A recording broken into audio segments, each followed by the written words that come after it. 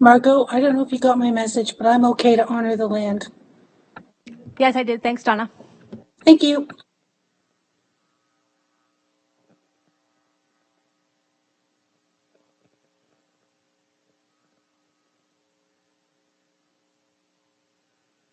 All right. Good evening, everyone. And welcome to the public school board meeting for the Halton District School Board. There's an echo. Yeah. The date is June the 7th. Is it me? 2023. Tonight we have both trustees and staff in person and online.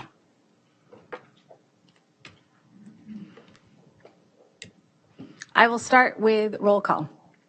Trustee Bryden. Present. Trustee Oliver. Good evening. Trustee Ahmed. Good evening. I'm here. Trustee Baxter. Good evening. Trustee Amos. Hello, everyone. Vice Chair Rocha. Here. Trustee Daniele. Thank you. I'm here. Trustee Gray. Yes, hello. And Trustee Collard. Good evening. Thank you. Director Ennis, can you let us know what staff are here this evening? Thanks, Chair Shuttleworth, and good evening, everyone. We have a full complement of staff here to support tonight's meeting. Thank you very much. Trustee Amos, would you like to make a motion to go into committee of the whole, private session, respecting personal information and negotiations? Yes, I would. Thank you. This meeting will not be open to the public pursuant to Education Act, Section 207. Trustee Ahmed, would you like to second that motion? I do second that. Thank you very much. Is everyone ready for the question? Are there any objections to moving into private session this evening? Seeing none, we are now in private session. Thank you, Summer.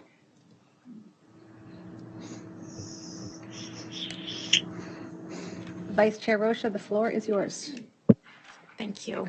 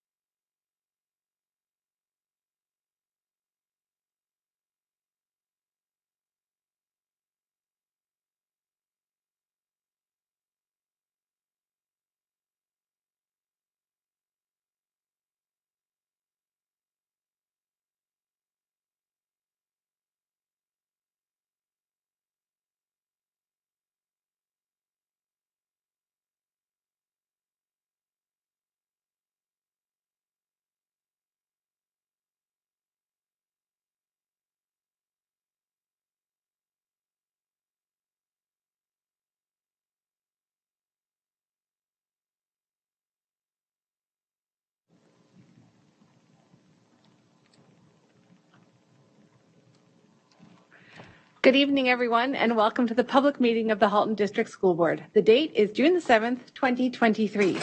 I would like to welcome our guests joining us this evening, both in person and online. Thank you so much, everyone, for coming. So just a quick reminder before we begin that only those who are delegating are able to address the Board of Trustees. Our hope is that we will make it through this meeting without any disruptions. Although most of us are here in person, we do have a few people joining us virtually. We did roll call previous to private session, and I would like to take a moment to acknowledge that all 11 trustees are in attendance tonight. Trustee Bryden, Trustee Oliver, Trustee Ahmed, Trustee Amos, myself, Vice Chair Rocha, Trustee Zhang, and Trustee Collard are in person, as well as Student Trustee Ruggiero and Student Trustee Wang, who joined us just recently. Online, we have Trustee Baxter, Trustee Daniele, and Trustee Gray. Welcome, everyone. Director Ennis, can you please let us know who's here from staff this evening? Thank you very much, Chair Shuttleworth, and good evening, everyone. This evening we have a full slate of staff here to support this meeting. Thank you very much. This evening, Trustee Daniele will be honoring the land. Thank you.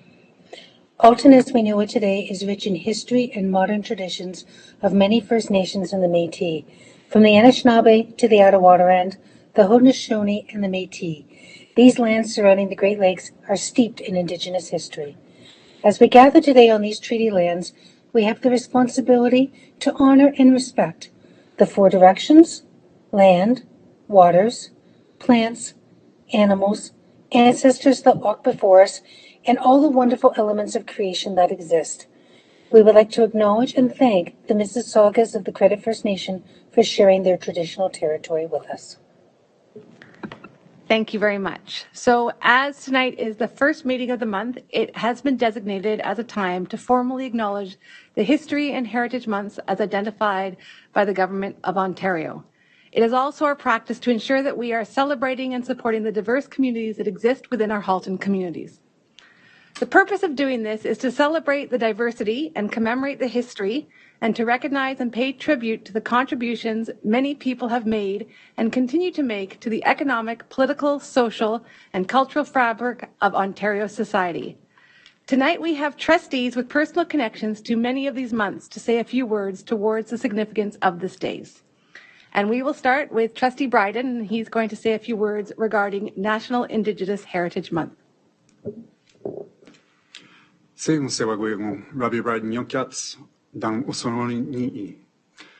my name is Robbie Bryden. I'm a settler here. I speak to acknowledge the importance of Indigenous History Month. I believe that those of us who are settlers here have a duty to listen to and learn from those whose ancestors have been here for millennia, hence why my opening words were delivered in Ganyangecha, or Mohawk, and why the rest of my remarks will be to share the words of two Indigenous leaders, both members of the Senate of Canada. Senator Dan Christmas states, "Our story is robust and predates Canada by millennia. It's a compelling journey filled with moments of inspiration, peace, and friendship intertwined with tragedy, sorrow, pain, and heartbreak.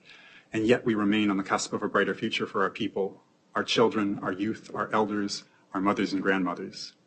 Key to achieving this is the involvement of all of us in sharing the story, learning the truth about the past and determining to be a part of a shared future, working together to benefit Indigenous peoples and to affirm their roles in the fabric of Canadian society with dignity and respect." Senator Mary Jane McCallum says, "The impacts of having voice or not having voice are profound. Voice carries with it one's dreams, thoughts, actions, goals, ideas." She continues, "What message do I have for youth? Don't let anyone, including loved ones, limit the autonomy and power of your voice. Be bold, for boldness carries with it creativity and genius. Now is the time to allow your voice to be heard, confidently and proudly, so that we can know and celebrate your creativity and genius." Nyawa, thank you. Thank you. Next, we will have Trustee Daniele, who will give us some insight into Italian Heritage Month. Thank you very much for this opportunity. As a proud Italian Canadian, I greatly appreciate it. Ontario is home to more than 1,350,000 Italian Canadians. Since the 1880s, the Italian Canadian community has made and continues to make significant contributions to the growth and prosperity of the province of Ontario. By proclaiming the month of June as Italian Heritage Month, the province of Ontario recognizes the important contributions immigrants have made in building Ontario's communities and the economic, political, social, and cultural achievements of Italian Canadians throughout the province. Italian Heritage Month is an opportunity to remember, celebrate, and educate future generations about Ontario's rich history. Thank you. Thank you very much. Next is Filipino Heritage Month, which I will say a couple of words about. The value of kabayanihan is seen as a fundamental aspect of the Filipino culture. It means to work together as a community to achieve a common goal. Canadians of Filipino heritage are among the many who continue to work and support our Halton communities, and I want to say thank you to all of them. Finally, we have Portuguese History and Heritage Month, and Vice Chair Rocha will speak to that. Thank you. As the daughter of Portuguese immigrants, I am honored to acknowledge that June is Portuguese History and Heritage Month. For over 500 years, people of Portuguese heritage have made Canada their home, with over 300,000 in Ontario alone.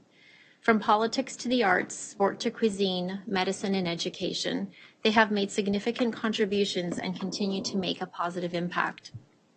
Sendo filha de pais portugueses, é com muito orgulho que anuncio que o mês de junho é o mês da herança portuguesa no Canadá, quando reconhecemos as imensas contribuições de luso-canadianos para o crescimento e desenvolvimento do nosso país. Obrigado.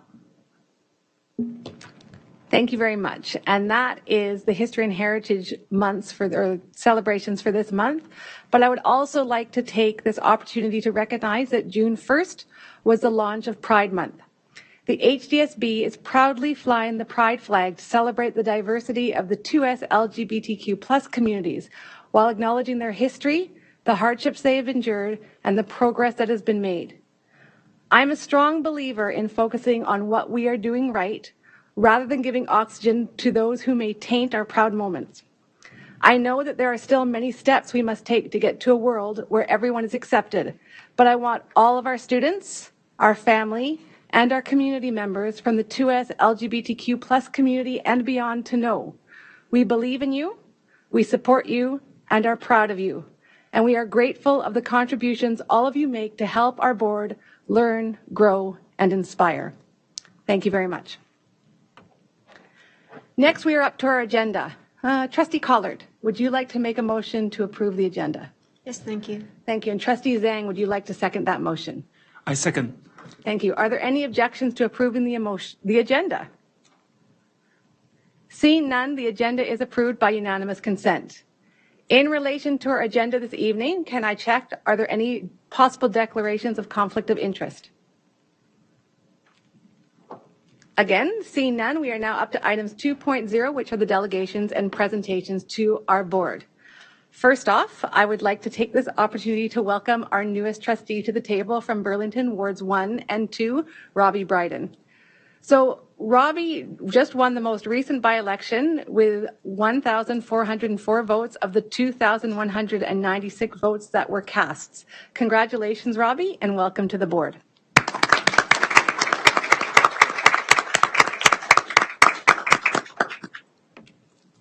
Thank you. We are now up to our Inspire Awards, and I'm going to turn it over to Trustee Ahmed and Trustee Gray, co-chairs of the Inspire Awards, to present the awards this evening.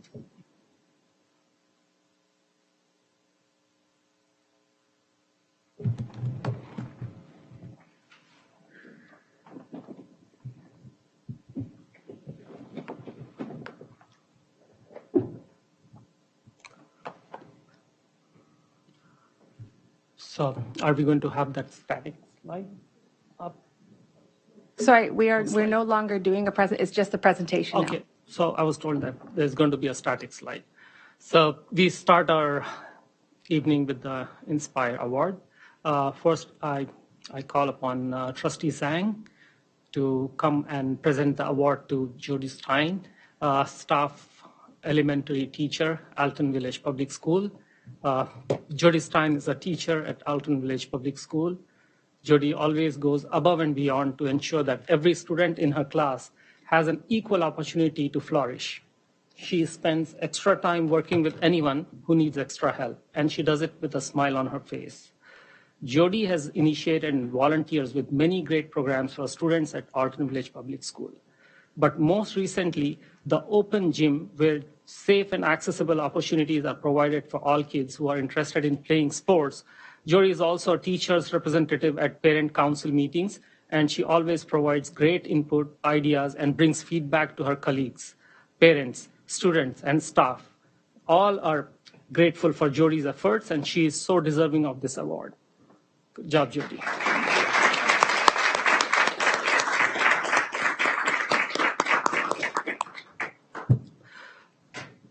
Next, I call upon Trustee Amos to present the Inspire Award to Kate St. Onge. If I'm not pronouncing it, I'm sorry about that. Kate is a vice principal at White Oak Secondary School. She is a dedicated leader and compassionate teacher. In her lead role as the department head of the Transitions Department, she serves the locally developed and LEAP students. Kate works tirelessly to do intakes, works with families, connects with previous certs, and facilitates support from outside agencies and community organizations. Kate has consistently identified herself as a caring adult and support for students who have a number of in-risk indicators. Staffs know that she's always willing to support and problem solve. Kate is a mentor for students, families, and staff, and she is a true professional. One aspect of teaching that Kate prioritizes is relationships. When she talks to students, they know that she cares about their overall well-being, taking a sincere interest in their success and always being there when things matter. Things don't go according to plan. Kate is creative and always adapting her ideas to make sure it fits the needs of her students. Kate inspires others every day. Keep inspiring, Kate.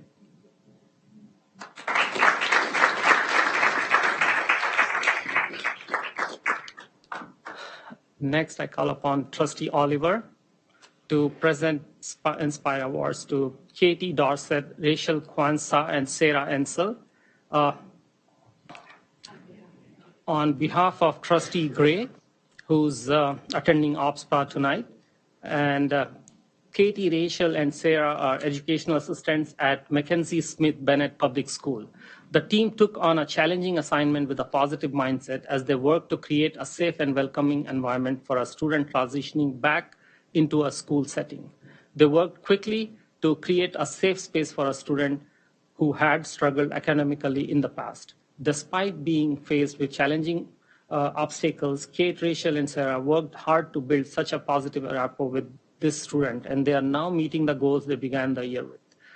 The student's mother is so incredibly grateful for the support of this team. Thanks to Katie, Rachel, and Sarah, the student's family has a renewed sense of relief while their loved one is at school. They are so deserving of this award.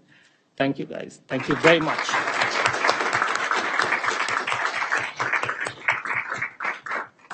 So next award recipient is Almasa Numic, and Trustee Zhang will be presenting the award. Trustee Ahmed, so the next few awards are going to be presented at the local schools. So if you can just list all their names so that they're recognized at the board. That's what I'm doing. Yeah. Thank you. Almasa Numic from Florence Mears Public School. Trustee Zhang will present the award at Florence Mears Public School. And then Anita Medeiros, Acton Elementary School. Trustee Gray will present the award at the school location.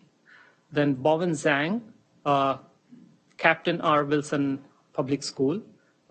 Trustee Oliver will present the award at the school. Debbie Childs, M.M. Robinson High School. Trustee Zhang will present the award at the school. Gordon Ferguson, Captain R. Wilson Public School. Trustee Oliver will present the award at the school. Katie Linger, Dr. David R. Williams Public School. Trustee Amos will present the award at the school. So that ends our Inspire Awards night. And congratulations once again to all the award winners. Point of order, I believe one was missed. Leah Hilson from J.M. Denier School should be acknowledged as well. Okay.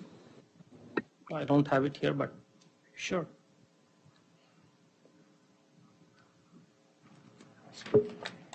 Thank you, Trustee Ahmed. So for everybody watching, just a reminder that everyone is able to nominate people within the HDSB for an Inspire Award. You can nominate people or organizations who support our students and their achievements through exemplary caring, initiative, innovation, and creativity. The nomination form is available on the hdsb.ca website. And again, as I said, everyone can be nominated and can nominate. All right, that brings us up to item 2.3, our student trustee report. Trustee Ruggiero and Trustee Wang, do you have a report for us this evening? We do. Go ahead, thank you so much. Amazing.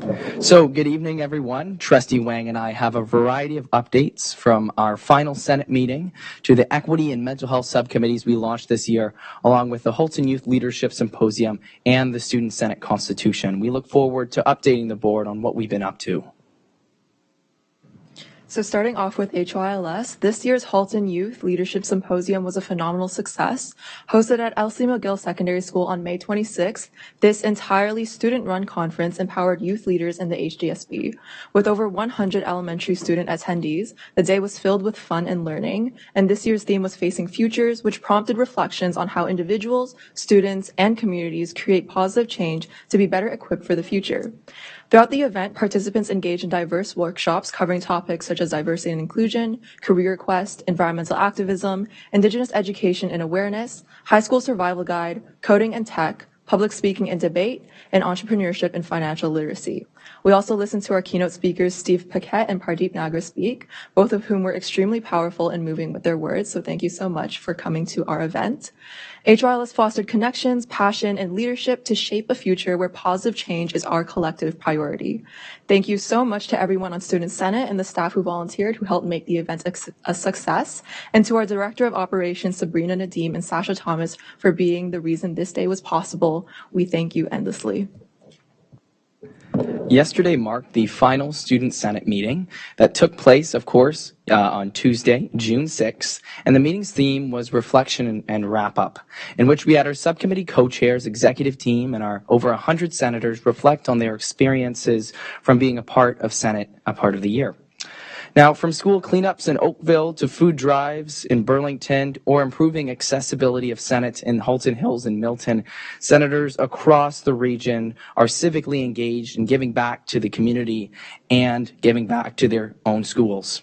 Additionally, we welcome back Associate Director Salmini to recap some of the amazing work the board has been doing to support students, such as the revitalization at Irma Coulson and the new job in the communications department, which will highlight student stories, or the anti-sex trafficking policy, which was launched this year. So we thank you, Associate Director, for sharing your insights and keeping students at the forefront of your work.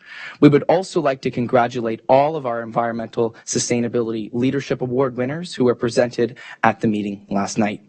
Now, before we concluded our Senate meeting, Trustee Wang and I both offered our personal reflection and thank you from senators. Emotions were high and tears were shed, and this certainly was one of the highlights of our term. We are so proud of the senators and the students who are a part of Senate over the past year. We're proud of all their work and everything that they have done to support students from across the system. We also have final updates regarding the two committees we've launched this year, those being the Student Equity Committee and the Mental Health and Wellbeing Leadership Task Force. So from the planning and organizing to the launch of the system, we've wrapped up our journey of starting up the Student Equity Committee, and we are proud to welcome 28 new members to join alongside our current members to make up our 2023 to 24 committee. Thank you to our current members, Cam, Mar, Faiza, Manon, and Janya, as well as our staff advisors for leading the selection and interviewing process. We are planning one final meeting for this school year in which we'll be selecting the student leaders who will lead this group of students for its first official year next school year, where they will really begin to delve into how to further foster equity in the HDSB based on student experiences and needs. Additionally, the Mental Health and Wellbeing Leadership Task Force preliminary team is wrapping up our work as we move out of stage 1 of the rollout process. We have just finalized the terms of reference process and are planning to launch the team to the system next year. The preliminary team has selected our leaders for next year, so congratulations to Judy Wang, a grade 8 at Mons Public School, and Sienna Su, a grade 10 at Iroquois Ridge High School, both of whom have demonstrated amazing leadership and dedication to mental health advocacy. We know the task force is in their safe hands and under their guidance is well on its way to being officially launched next year. So later in the agenda today, with the help of Trustee Oliver, we will be presenting a motion to the board to write a letter to the Ministry of Education regarding the Toronto Youth's Cabinet joint statement on addressing the rise of mental health crisis facing children and youth in Ontario. Trustee Wang and I can say, by speaking from students from across the region, it's clear that students feel the impact on their mental health in the post-COVID world. Although the board is working diligently to respond to the demand of mental health supports, we of course could do better with more support from the Ministry of Education. We as student trustees and as students in Ontario stand in solidarity with the statement and demand action highlighted upon the recommendations from the Youth Cabinet, and we hope the HDSB will do the same. So overall, as Trustee Rogero and I begin to wrap up our term, we still have lots to accomplish, and we look forward to providing the board with our final updates on our ongoing initiatives at our next and final meeting. Lastly, the moment us and our senators have all been waiting for, the official Constitution of the Student Senate. The Constitution, started by former student trustees Kevin Mung and Connor Clark, began back in 2018, and it has now culminated into a 12-page document that establishes the fundamental rules and guiding principles that govern the HDSB Student Senate. From the selection process for senators to the structure of subcommittees, this document is the go-to for all things Senate-related, and we're super excited to be carrying out the signing of the first ever Student Senate Constitution tonight. Thank you. Thank you very much. Does anybody have any questions for our student senators? Trustee Oliver. Thank you. Through your chair, as the student trustee mentor, I'm incredibly proud of the work that Trustee Rogero and Wang have done with the Student Senate. You've really empowered student voice and student leadership. You've worked and mentored young leaders in our school board for how to work with their school community and bring the student voice to the table, their interest, and share their concerns. So thank you very much. Senate was an amazing experience for everyone, I think, this year, with lots of subcommittees and lots of work and incredible achievements that went also into including students from beyond the Senate in working in other committees with our staff. So congratulations on that.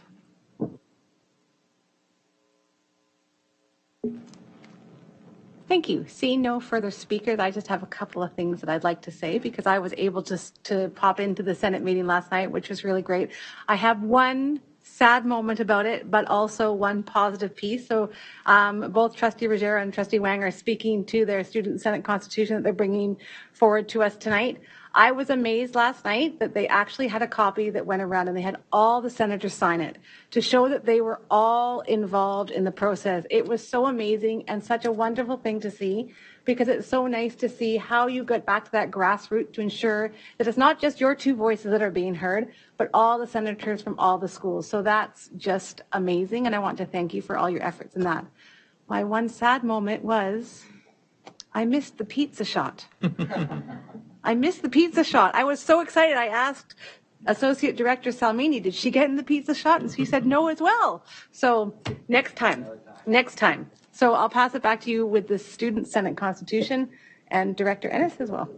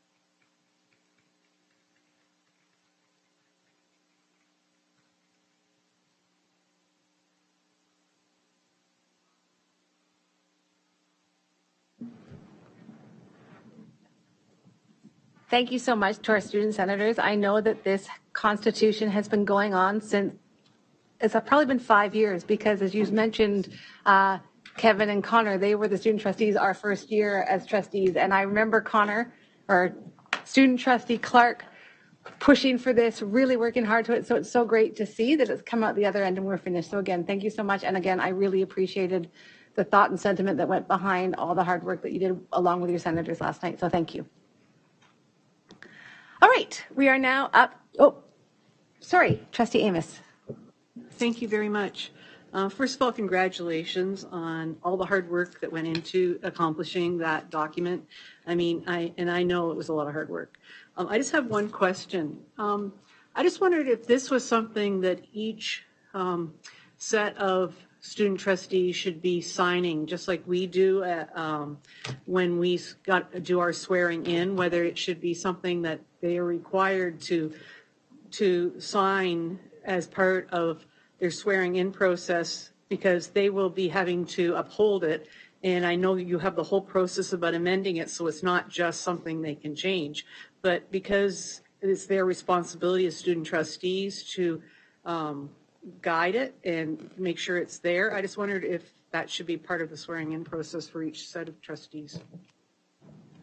Yeah, so Trustee Ruggiero and I both thought that was a really good idea, and we thought maybe it can be part of the student trustee oath that goes at the beginning of the year, or even at our first Senate meeting, they can make their promises there.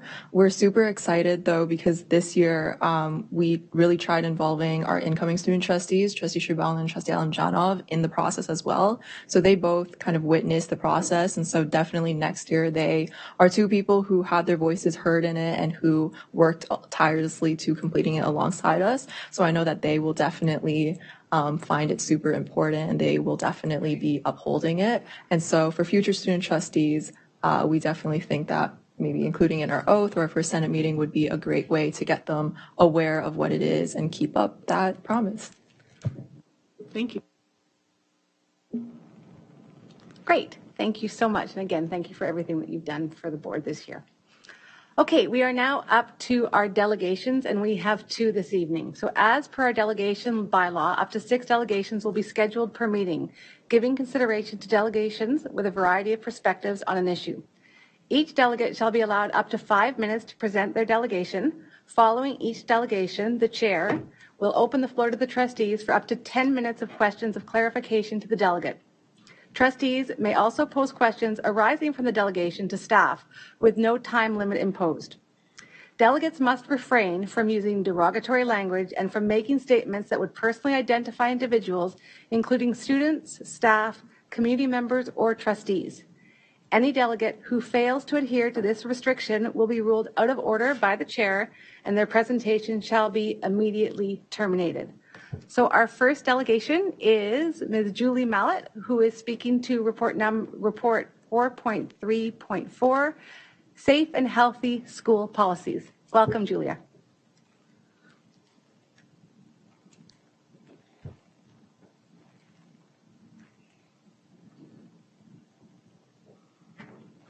I don't think it matters, whichever one you want to, whichever is better for you.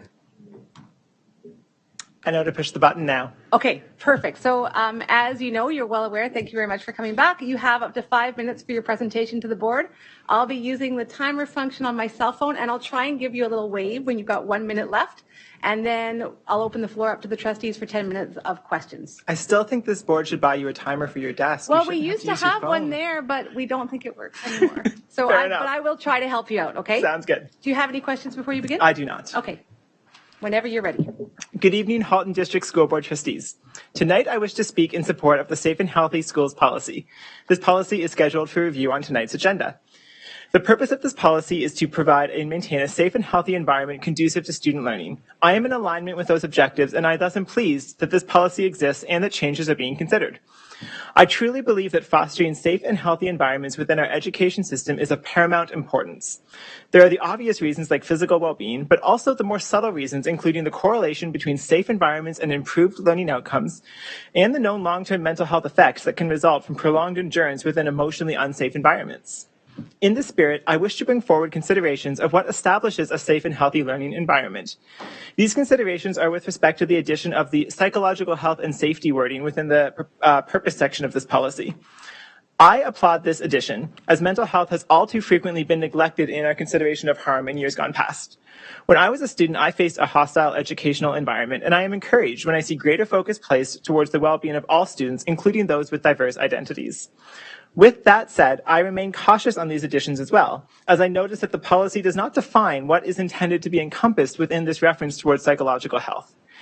The last several years have ushered an era whereby school boards across Ontario have acted on the principle that ideas that don't align with an individual's worldview are treated as though the ideas themselves are unsafe or harmful.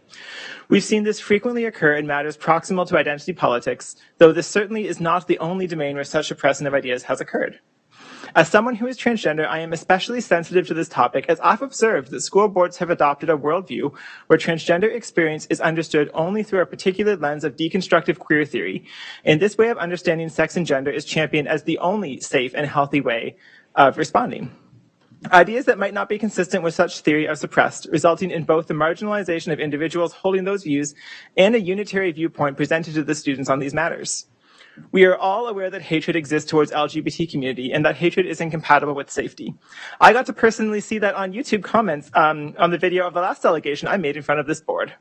However, the word hate has come to be taken so broadly and safety has come to be interpreted so widely that in many boards, including this one, the de facto mode of operation has been that the thoughts and opinions that divert in any way from the orthodox critical social justice narrative are simply not permitted. Hate used to be contempt and disdain, but now it's sometimes just something that an individual doesn't want to acknowledge or hear. Let me be clear, transgender hate does exist and has no place in our schools. But over the past 12 months, we've observed school boards silence trustees, teachers, administrators, parents, and students when simple discussions have been brought forward about various transgender topics. Some of these topics have included those such as whether certain LGBT books go beyond promoting LGBT acceptance to glamorizing diverse identities. Some have been whether drag queens and drag queen storytime are appropriate elementary activities. And some have been discussions about where and when transgender washroom usage should be handled within our schools. I have opinions on all of these matters, but my point tonight is that some Ontario school boards have ruled that even holding these discussions is harmful, regardless of one's opinion on those topics. And as you are likely aware, 2 cases were heard in Ontario Superior Court this week related to incidents where teachers and trustees themselves have been silenced on the pretense of student safety. School boards have shut down these matters through safe and healthy school policies. The argument, of course, has been that these topics and ideas are hurtful, that hurt is inherently harmful to individuals, and thus that even engaging in these discussions presents a safety concern to student well-being. As someone who is transgender, I worry greatly about how homogenous the trans narrative has become in our schools and the extent to which we have called learning environments of diverse perspectives. We've done this on the purview of student safety, and it's leaving none of our students better off. We are teaching our children that canceling people's ideas who disagree with our beliefs is how we create safe environments. We are fostering a definition of safety that means to shield ourselves from worldviews that challenge our own. Your Safe and Healthy Schools policy, which is only a few paragraphs in length, makes a listing of various identities that this policy aims to protect, and gender identity and gender expression are included in that list. This is a good thing, and an improvement from where it was when I was in school. Your policy also begins by recognizing that open dialogue is required in establishing a safe and healthy school. This is so encouraging. But my question to the board is as follows. How will you ensure that this policy is interpreted such that open dialogue is indeed championed towards the purview of safe and healthy schools, rather than using the objective of safety to silence concerned voices? How will you ensure that education remains well-rounded and ensures our students confront challenging ideas rather than shielding them from other perspectives in the name of safety? Thank you. Thank you. Thank you very much, Julia. I am now going to open the floor to see if there are any questions for our delegate this evening. Trustee Collard. My question is not for the delegate, it is for the director. I would like to know what the plan is regarding rolling out this policy, so what the admin procedure looks like that will accompany this policy. Thank you. I'm going to turn it over to staff, Superintendent Taha or Fowler. Thank you, Trustee Collard, and through you, Chair Shuttleworth. So this policy It actually is not a new policy, and it speaks to a variety of different APs throughout the board. There would be the bullying prevention, intervention, positive school climate, suspension, expulsion, those types of things, as well as our student health policy or admin procedures as well. So it would speak to all of those. So in terms of rolling it out, we would be looking at revising those to reflect changes. And a number of those admin procedures were actually revised and passed earlier this year. But should there be changes that are coming forward here, we would also look to revise those procedures as well. Thank you. May I follow up? What changes would you anticipate as a result of the changes to the policy? So really the only changes to this current policy that are here truly are the addition of the psychological health piece. So that is a new portion of the policy. So we would be looking at those previous ones and ensuring that that piece is woven in. I will say, for the most part, it already does exist there. It's just making that direct correlation in the policy itself that was lacking from before. Thank you. May I have one more?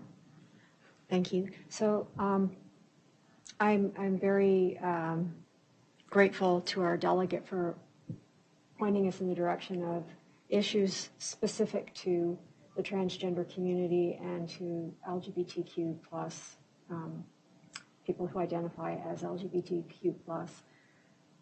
And I'm wondering if we have anything specific in our admin procedures related to that specific set of people.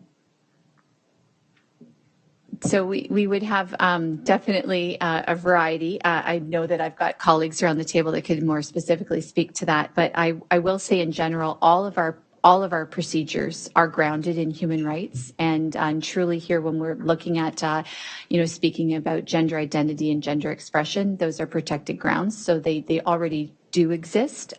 So I think within all of our policies, specifically the ones related to safe schools, they are already. If I may add through you, Chair Shuttleworth, to Trustee Collard and our delegate, the definition of psychological safety, it was pointed out that the definition does not exist in the policy. Policies, generally speaking, the definitions that exist in those policies are derived from legislation. So given that there's no legal definition of psychological safety, that definition will now reside in administrative procedures. So some of the changes that Superintendent Fowler spoke of would be that definition aspect of some of the terms, the new terms in the policy. Thank you. So then my final question would be is how are we going to avoid being overly politically correct so that the conversations that need to be had will be had in a safe way? I truly, thank you, Trustee Collard, and through you, Chair Shuttleworth. I believe that the Halton District School Board has come out many times with our very open stance for conversation and inviting people to speak and to come forward. This is an exact show tonight of our delegations coming here and speaking. I know that as a superintendent, I engaged many times with parents who have concerns and bring them forward. I've also connected with community groups and various organizations that may have concerns as well. So I think it's just that continuation and that commitment to an open door conversation and policy that is grounded in human rights and making sure that we're hearing all voices. So I trust that we will continue, and I think that our director and our chair and everyone, I think we've demonstrated that thus far. Thank you very much for that. I look forward to hearing what some of these conversations bring forward. Thank you. Thank you. Trustee Ruggiero. Thank you. Through the chair to the director, I wanted to ask specifically, should there be changes in the future, and specifically, citing the psychological health aspect, how is the board looking to ensure that there is, fair student voice when we're considering the development of this procedure and the AP, whether that's with not only everyday students, but specifically members of the 2S LGBTQ plus community? Thank you for the question, Trustee Ruggiero. Certainly, we endeavor to always make sure that we're getting authentic student voice in our APs. And so as we move forward, I invite all superintendents as we work on these to make sure that we're inviting the authentic voice of student senates and student who represent the particular identities that are being affected to make sure that those voices are captured as we revise our procedures.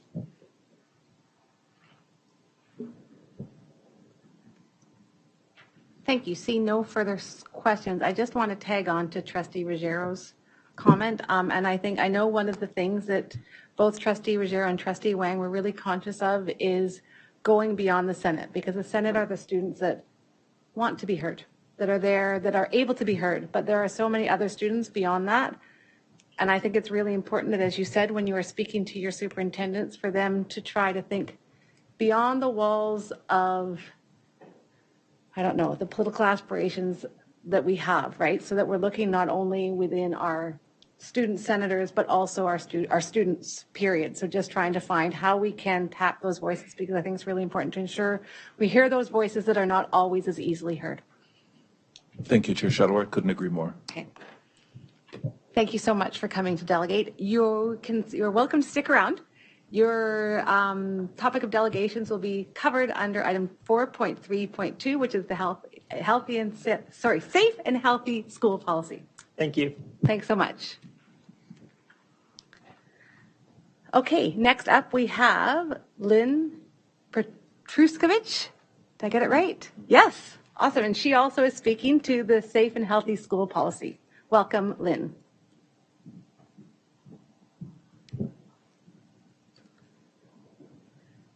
So again, somewhat similar to my instructions to your previous delegate, you have up to 5 minutes to present to the board. I will try to waive for that 1 minute. I know it's hard because sometimes you're not looking at me. I'll be using my cell phone to keep time. When you finish your delegation, I will open the floor up to 10 minutes of questions from trustees and also questions of clarification for either the presenter or staff. Do you have any questions before you begin? No, I think I'm good. Okay, thank you. Whenever you're ready. All right, good evening, and thank you for the opportunity to speak about the revised Safe and Healthy Schools policy. I had the privilege of holding the position of Healthy Schools Champion from 2012 to 2018 while my children attended Emily Carr Public School. In that volunteer role, I collaborated with other parents, teachers, and administrators to host events and raise awareness about healthy living. Most notably, we successfully ran many annual family nights that saw hundreds of parents and children join together to build connection, community, and practice active, healthy living. Over the years, we learned about a growth mindset, ate homemade kale chips, danced to a steel drum calypso band, practiced Danish hygge, and sampled local pastries. We even had a dance-off between kids and parents in an epic groove class. The events were fun, energetic, educational, and epitomized true inclusion and diversity long before they became the buzzwords that they are today. The initiatives were such a success that I was humbled and honored to be selected by the town of Oakville as the 2015 Pan Am Community Torchbearer. Given that, I felt it was important to comment and offer some insight on your updated Safe and Healthy Schools policy. We live in a unique moment in time where we share the same common language, but increasingly, the definitions of those words are different. Words like safe, healthy, inclusive, identity can have vastly different meanings depending on one's worldview. We saw this play out recently at the HTSB with the term professionalism. So let's talk about two of the words that are found within this policy. Safe. All parents want to send their children to school in an environment free from physical violence and civil unrest. This is the shared understanding of what safe means to the majority of Canadians. We seek stable, predictable, and socially connected spaces that foster the integration of our kids, regardless of their visible or invisible differences. Recently, the concept of safe spaces has crept beyond the original definition to one that includes being safe from perspectives that don't align with our own. For some, an environment that is safe is one where open dialogue is limited to ensure no one is offended or wounded by ideas. Psychologists understand that this type of safetyism can create fragile people. Many parents expect school to be a place where where ideas are openly shared and strength of character and resiliency is fostered. Parents want to raise kids that are anti-fragile. When we teach kids that normal human interactions are implicitly rooted in bad faith or discrimination, then we are weaponizing the taking of offense. That hurts everyone and stifles any hope of connection across our many differences. It creates psychologically weak people. Proof lies in the success of cognitive behavioral therapy, where participants are taught to develop an internal locus of control by taking charge of the only thing they truly can have power over, their own interpretation and response to an external stimuli. This approach builds strong kids. Identity. This word classically refers to an intangible but vital aspect of the self that develops over the course of a lifetime through experience. It is formed and developed by each individual through awareness and experimentation. It is known to be developmentally important that young people do not foreclose on their identity too early. The complexity and magnitude of true identity is an abstract concept that most young children do not even understand, let alone define with this terminology. Resilient kids are taught that some aspects of their identity are fleeting and others are immutable. One of my own daughters identified strongly with the sentiment, "I am a swimmer." I would gently remind her that she is a person who happens to like to swim, but who also likes to do many other things because she is curious, active, and many other adjectives that describe herself. It was my job to teach her that her identity was holistic, encompassing many aspects of her personhood, and that overly identifying or obsessing with one characteristic could prove challenging. Today, many school administrators use the word identity in reference to group identity, built around a narrow set of intersectional data points using a hierarchy of oppression and privilege. The Director's Panel Series on Identity in 2022 is a good example of this, emphasizing select groupings by race, sexual orientation, and religion, arguably the most politically polarizing and contentious forms of division that have been at the root of civil unrest and social conflict throughout human history. Choosing to see each child as individuals with their own unique identity is a healthy alternative. Additionally, highlighting elements of identity that are shared among all children is a pathway to healthy schools, communities, and our shared humanity, where truly safe schools are created. Read The Coddling of the American Mind, How Good Intentions and Bad Ideas Are Setting Up a Generation for Failure. It's a game-changing dive into how we can work together to create a mentally healthy generation of young people. My last sentence. Perfect. Parents want to raise resilient kids. We will do that with or without the support of the school system. However, we will be more successful if there's collaboration. Having the HDSP really listen to parents and using this policy to make a positive difference in the life of all students, backed by evidence, is the key to safe and healthy schools. Thank you. Thank you very much. Are there any, thank you. Really, please try to keep it down from the audience. Thank you. Are there any questions from trustees?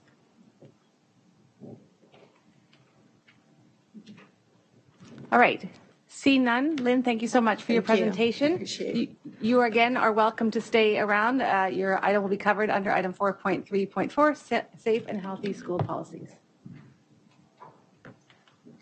Thank you for sharing your perspective. Point of order, could we possibly reorder the agenda so that this item could be discussed immediately following the consent agenda so that these folks can get the information that they're looking for? So we've kind of passed the point of agenda. I realize that.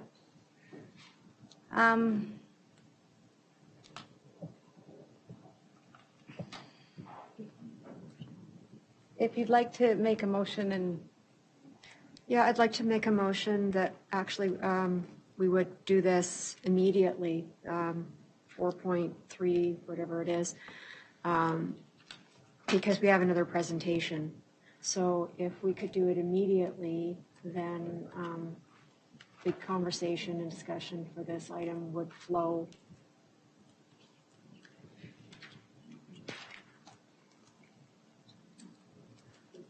So you'd like us to bring it forward to item, it would be at the end of the consent agenda, so. No, 2.4.3. 2.4.3. Right now, so no, we have another presentation that's online right now waiting, so we Oh, have. it's waiting online? Yeah, so we have Okay. to do that presentation Okay, first. then I would ask for it to So- be done before the consent agenda. Okay, so there's a motion on the floor to move item 4.3.4 up to following our next presentation, so it will be 2.3.2, because we have an EQAO presentation coming up soon from Dr. Montgomery. So do I have a seconder for that motion? Trustee Oliver seconds that motion. All right, is there any debate?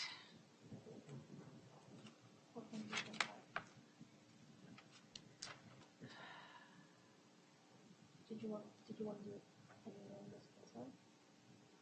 No. 4 point, so this will be moved up to, the motion is for item 4.3.5. So we are looking at moving item 4.3.5, sorry, my mistake, I had it 4.3.4, up to item 2.5.2. Moved by Trustee Collard, seconded by Trustee Oliver. Trustee Amos? Thank you, through you. I don't support having this moved up to before the consent agenda. I would support it being moved and reordered under the action items, but I don't agree with it being pulled out of the ratification area. I think we're setting a dangerous precedent if we continue to do this. I think things should flow in the order that they're supposed to, but potentially reorder this into the action area. All right, thank you, Trustee Collard. Thank you. This item is not up for a vote tonight. It's merely for discussion. So while it is under the ratification listing, we aren't going to be voting on this item tonight.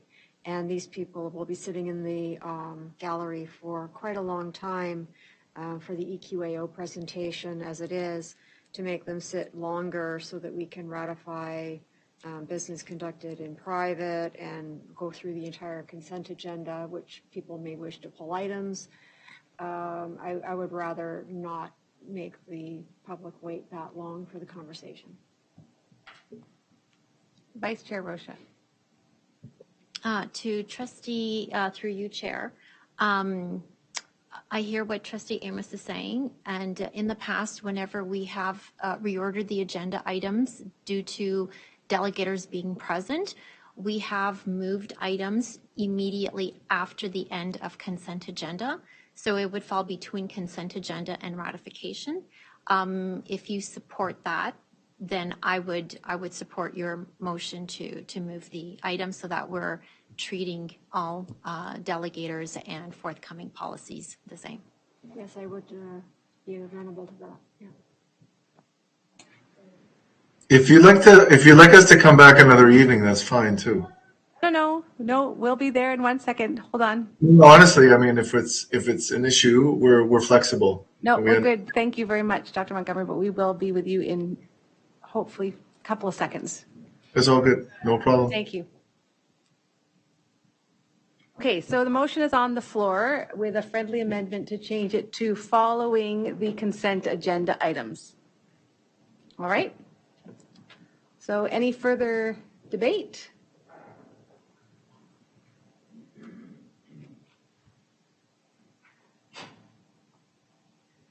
Seeing none, I will set the topic, and if everybody can please cast their votes. In favor. Thank you very much, Trustee Gray. And that passes, but not unanimously.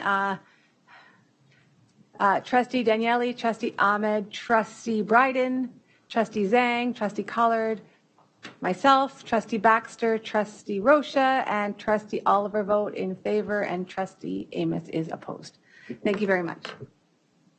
All right, so that brings us up to our EQA presentation by Dr. Montgomery. He did just pop on a second ago. Dr. Montgomery, are you still with us?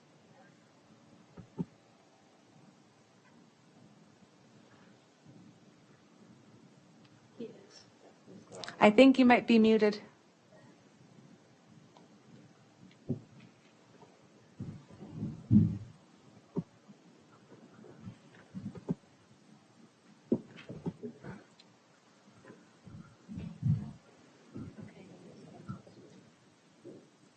All right, so we see the presentation, but we do not hear anybody. So I'm just wanting to check that you can check your mic, please. I think you can hear me. It's Dan Koenig, the CEO at EQAO. Yes, we can hear you. I think Dr. Montgomery's just says is muted. It's the microphone on the bottom of the screen. If you click it, it should take you off mute.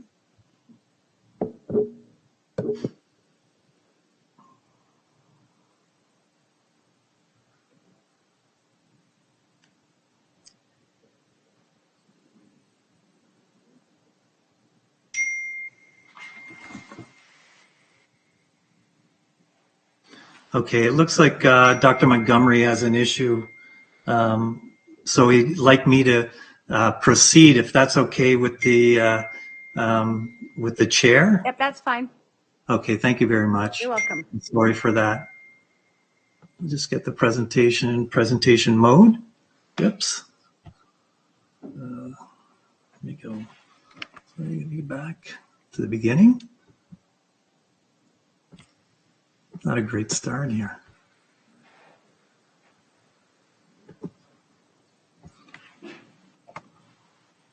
Okay, that's not working. Okay, I'm going to just start from here. If you're okay, can you see the screen okay? Yes, we can. Okay, perfect. So thank you for the invite, Director Ennis, Chair Shuttlesworth, and Vice Chair Roca. Glad to be here. We have a couple of wonderful new resources that are available publicly and to your staff as well. So we'd like to take the opportunity to highlight a couple of those resources and just walk you through some of the other aspects and available supports that we have at EQAO. And so tonight we're going to walk through the framework and the sample tests. We'll give you the data that's available provincially and for Halton District as well. And then we're going to demonstrate the interactive dashboard and a strength and skill report that is brand new and available to school boards. And then the interactive dashboard is available to the public. You see me now, everybody? There you go. You're on. Yes, we can. Yeah, just at the time where we began, I had a technical issue and it froze. So sounds like you're having a very interesting board meeting, very relevant. We had one today, so thank you for having us. Dan hasn't said that already. It's truly an honor to be here and to be invited. It really speaks to your openness and your willingness to learn about our modernization and how, at the end of the day, we're really here to serve you and support you. That's our goal here at EQAO. So we've set some objectives. Dan gave you kind of the compass of where we're going. And I'm sorry, my son's getting ready for a presentation in the background there on Star Wars. He's in grade 3. He just did equip. But that's the background noise. We hope that by the end of today's presentation, you'll be able to talk about 2 key resources. You'll be able to use and navigate 2 practical tools and discuss how EQAO can be used for the enhancement of the educational community. This is a presentation for you and geared towards you. Just a quick refresh about EQAO, grades 3, 6, 9, and 10. Grade 9 is math. 10, of course, is the famous OSSLT. Next slide. I'm going to go really quickly because it's late, and I understand you have a lot of points on your agenda that are left over. One of the things that you can do when you have time, I know you're busy, but you can go online at our EQAO website and read about our frameworks. And these frameworks provide a detailed description of the assessment, including how the assessment is mapped to the Ontario language and mathematics curricula. There's total alignment between what we do at EQAO, their teachers that design the tests, and they use the curriculum to do that. Next slide. We also have sample and practice tests for every single year that students are assessed. So 3, 6, 9, and 10. Teachers appreciate it. schools, the school boards appreciate it, kids appreciate it, because they are able to become familiar with the test, how it works, what it looks like, all the tools that are embedded in the test. A lot of you don't know. I heard talk about mental health. I'm very happy to say, as an educational psychologist, that we have embedded mental health supports into the test. Visualization, breathing exercises, mindfulness exercises are now embedded in the EQO test and available to students. Next slide. Dan's going to walk you through what's different, what's the same. It's been some changes. A lot of things are the same over the last few years. It's been a pandemic. But yeah, Dan knows this really well. He's going to walk you through what's different, what's the same with our assessments. Yeah, thanks, Cam. So what you see in front of you, trustees, is what's changed, and in the blue is what is the same, and the yellow is what's changed. So obviously, what has changed is there's been a brand new curriculum in mathematics. So since we did the last EQAO before 21-22, before the pandemic, the mathematics curriculum has changed. The grade 9 math has also changed. There used to be applied and academic courses that were available for grade 9 math, and now it's a D-stream program, so all of the students are together in the grade 9 program. So that is a significant change to the curriculum and to the approach and the delivery as well. What's remained the same is the language curriculum, although that is changing. And the ministry has stated that it will be available very shortly, so that we will incorporate any changes into the literacy curriculum to next year's versions of the assessments as well. The other piece is obviously why we're saying the 21-22 results are a baseline is because the change in format and the model. So we now, obviously, it's done online. It's with the use of technology for the assessments. We use a TLOFT approach for the literacy assessments, so 3, 6, and grade 10, which means that there are different panels that we use, and students are assessed, receive a different test, throughout the different classrooms, throughout the different schools, although they're all equated the same. That means that they're all leveled at the same level. So students, although they may be having different questions, they're all leveled questions appropriately. So they get the same type of set of assessments, and then the results become much more reliable and valid. So the other piece is with the math, we have an adaptive format for mathematics that happens in 3, 6, and grade 9. And that means that all students answer similar questions in stage 1. And then depending how they perform, they're differentiated into a second stage, which is based on their performance in the first stage. Seems to keep students more engaged. They're able to continue to perform and answer questions at their appropriate level. So it's differentiated based on their performance. And then in stage 3, they're back in, everybody answers the same types of questions. And then stage 4 of that, they're routed again. And what that has found is that you get more precise results around the appropriate level for the particular student that completes the EQAO assessment. So those are the major changes that have happened since we last did before the pandemic and to where we were last year in 21-22, and we're currently ongoing with our grade 3, 6, and 9 assessments right now. Thanks, Dan. It's a good overview. So let's see how Halton did. Just some considerations before we talk about your board, your wonderful board, and how you did. You actually did very well. You should all be very, very proud. Just go back for a quick sec. Just want to talk about these considerations. Dan mentioned a few, but I broke it down to make it really clear. So the assessments are online and they're new mathematics curriculum, new baselines, as Dan mentioned. You know, we want to compare 2015, 2013. Sure, we can, but two completely different modes of assessment modes. So we will compare for today's purposes 2018, 2019, but just as reference points.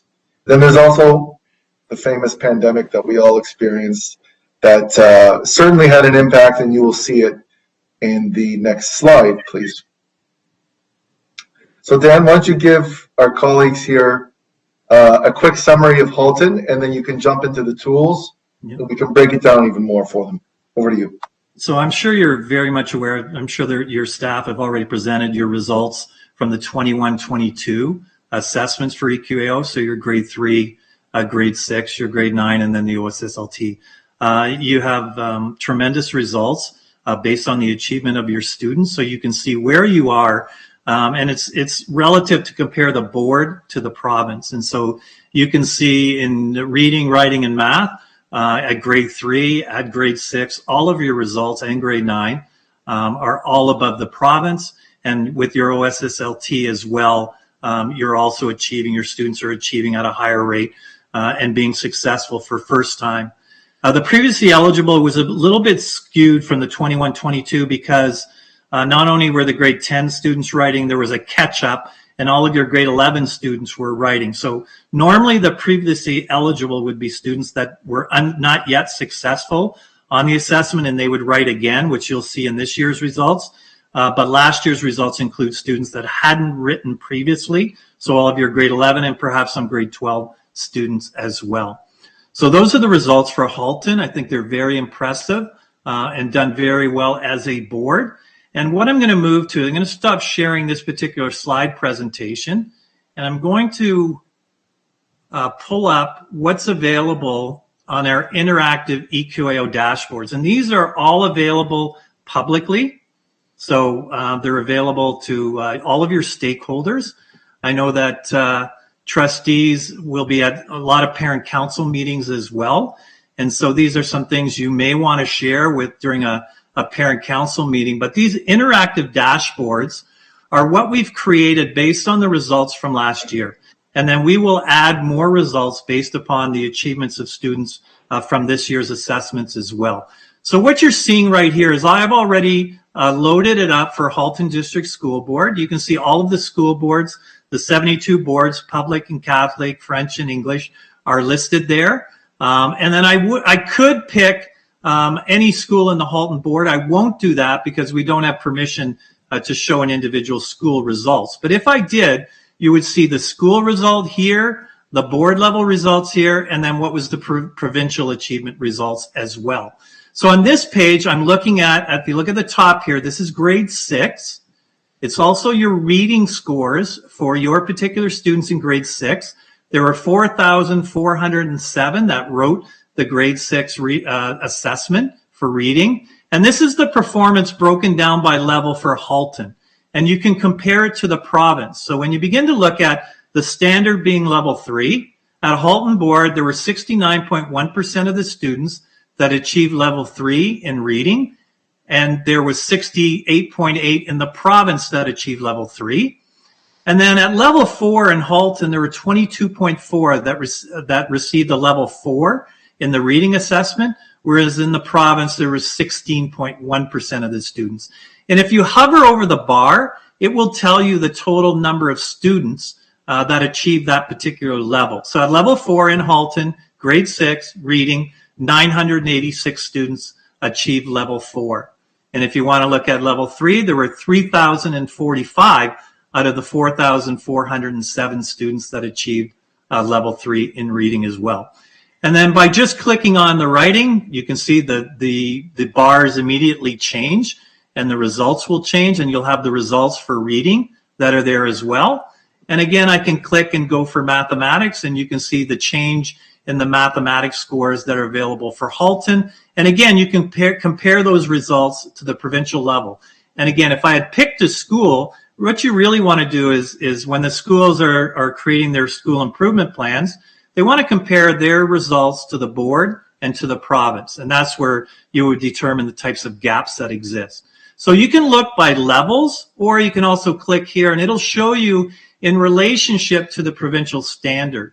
So in Halton, for mathematics, 58.4 were at or above the provincial standard. So that's all the grade, or all the level 3s and 4s together. Well, in the province, there was 47.2 in junior math that achieved level 3 and 4. So that's this particular dashboard is very interactive, provides a lot of information.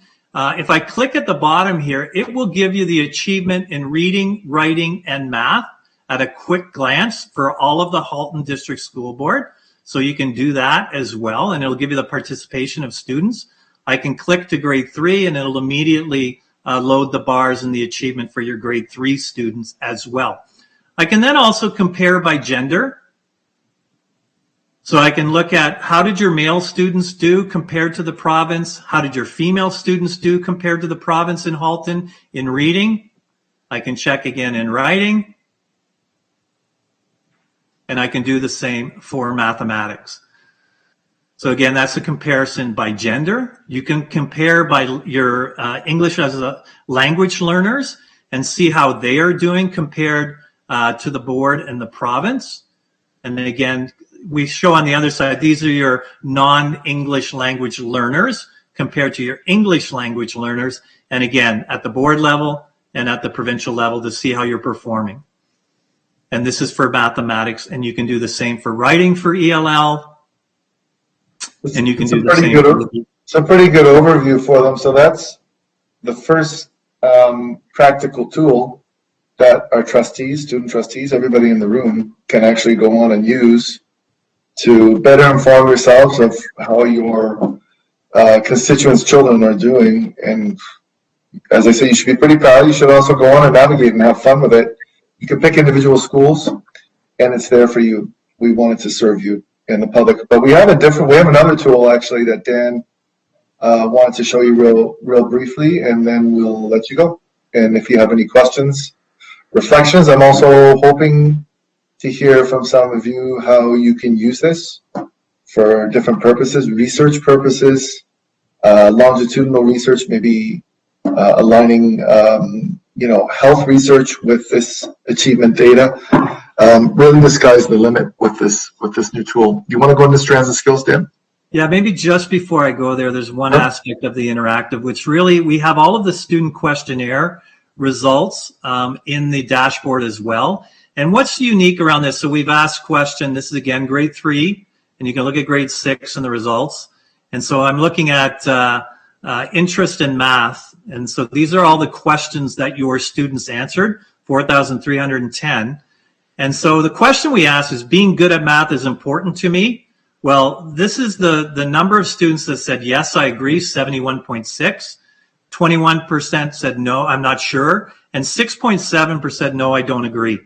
And what we've also included at the bottom is, based upon the how they answered this particular question, how did they achieve, and I'm just going to move it to mathematics, how did they achieve on the assessment in mathematics? So you can see the students that said, yes, I agree, 71%, I'm being good at math is important, 50% at level 3, and a 14.8 at level 4, compared to those that don't agree.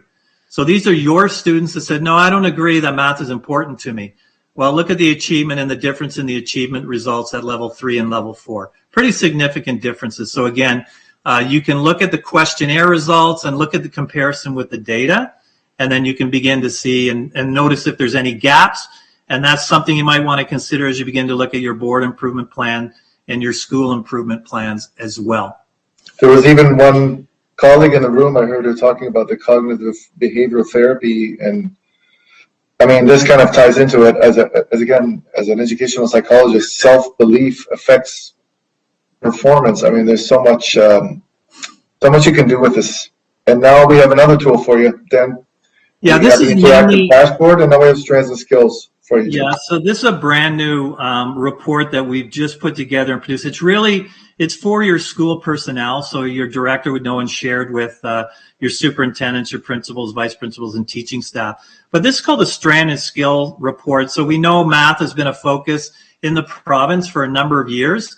But what we've done is we've created a report that shows the achievement, the average percent correct for groups of students at the school level, the board level, and the provincial level. And then we've also grouped all of the students that achieved level 3 and 4. So those students that are achieving standard, how did they do in the particular strand? So you can look here. I already have loaded Halton District School Board. If I had picked a school, you would see a school here that's missing because we didn't choose one.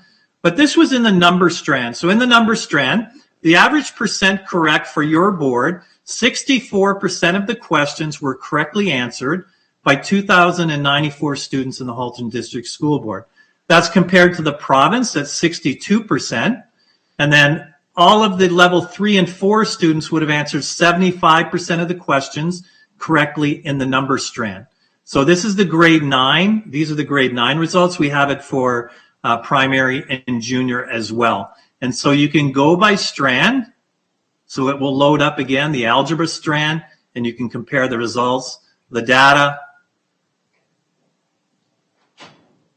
and then the geometry, measurement, financial literacy are there as well. The other thing that we've included are the skills. So these skills are part of the curriculum. So there are questions that are developed under knowledge and understanding, application, and thinking.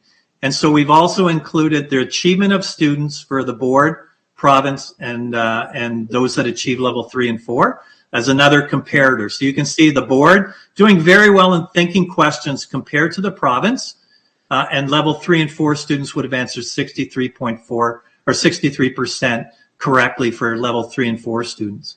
You can also go a little bit deeper into the results where we have box plots, which your staff may appreciate. And this really begins to show again by strand and by skill. And I'll go to number again. And it'll show you the results for your students that have the total number of students. What was the mean? So what was the average? What was the median or the midpoint results? And then these bars here show you the middle 50% of the students within your board compared to the middle 50 in the province in the number strand, and then those students that achieved level 3 and 4. So there's just additional data that's available for you to dig into, for your staff to dig into, and then they may want to figure out some collaborative inquiries, look at some development of board improvement plans and school improvement plans as well. So I'll stop sharing. I know we're getting near the end of the presentation. Thank you. So I was just going to check in, Mr. Koenig and Dr. Montgomery. Are we at the end of the presentation? Because we had a time limit of 15 minutes, and I think we're a little bit past. Yeah, there's no problem. Maybe a question or two, and we'll let you go. What are some of the takeaways that people have, or how can they use this, or what are your reflections? Basically, seeing this kind of rebranded support agency. We really see ourselves now as a support agency, and how can we support you? What are some of the uses of this? So Dr. Montgomery, I do have a couple of questions, but they aren't necessarily around the tools, but rather the results, which I think I can have with you offline just to sort of be in recognition of time. But I do see that there are 2 questions from our trustees. Trustee Amos. Yeah, we'll take those and then we'll leave. No problem. Thank you very much. And through you, thank you very much to our presenters.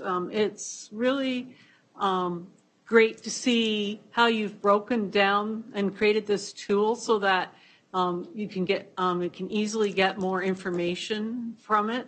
I know in the past it's been a lot more difficult to dig into the actual data and to try and break it down. So I think this will make it much easier for the teachers in the schools to be able to use it as part of their toolkit when they're looking at how to evaluate.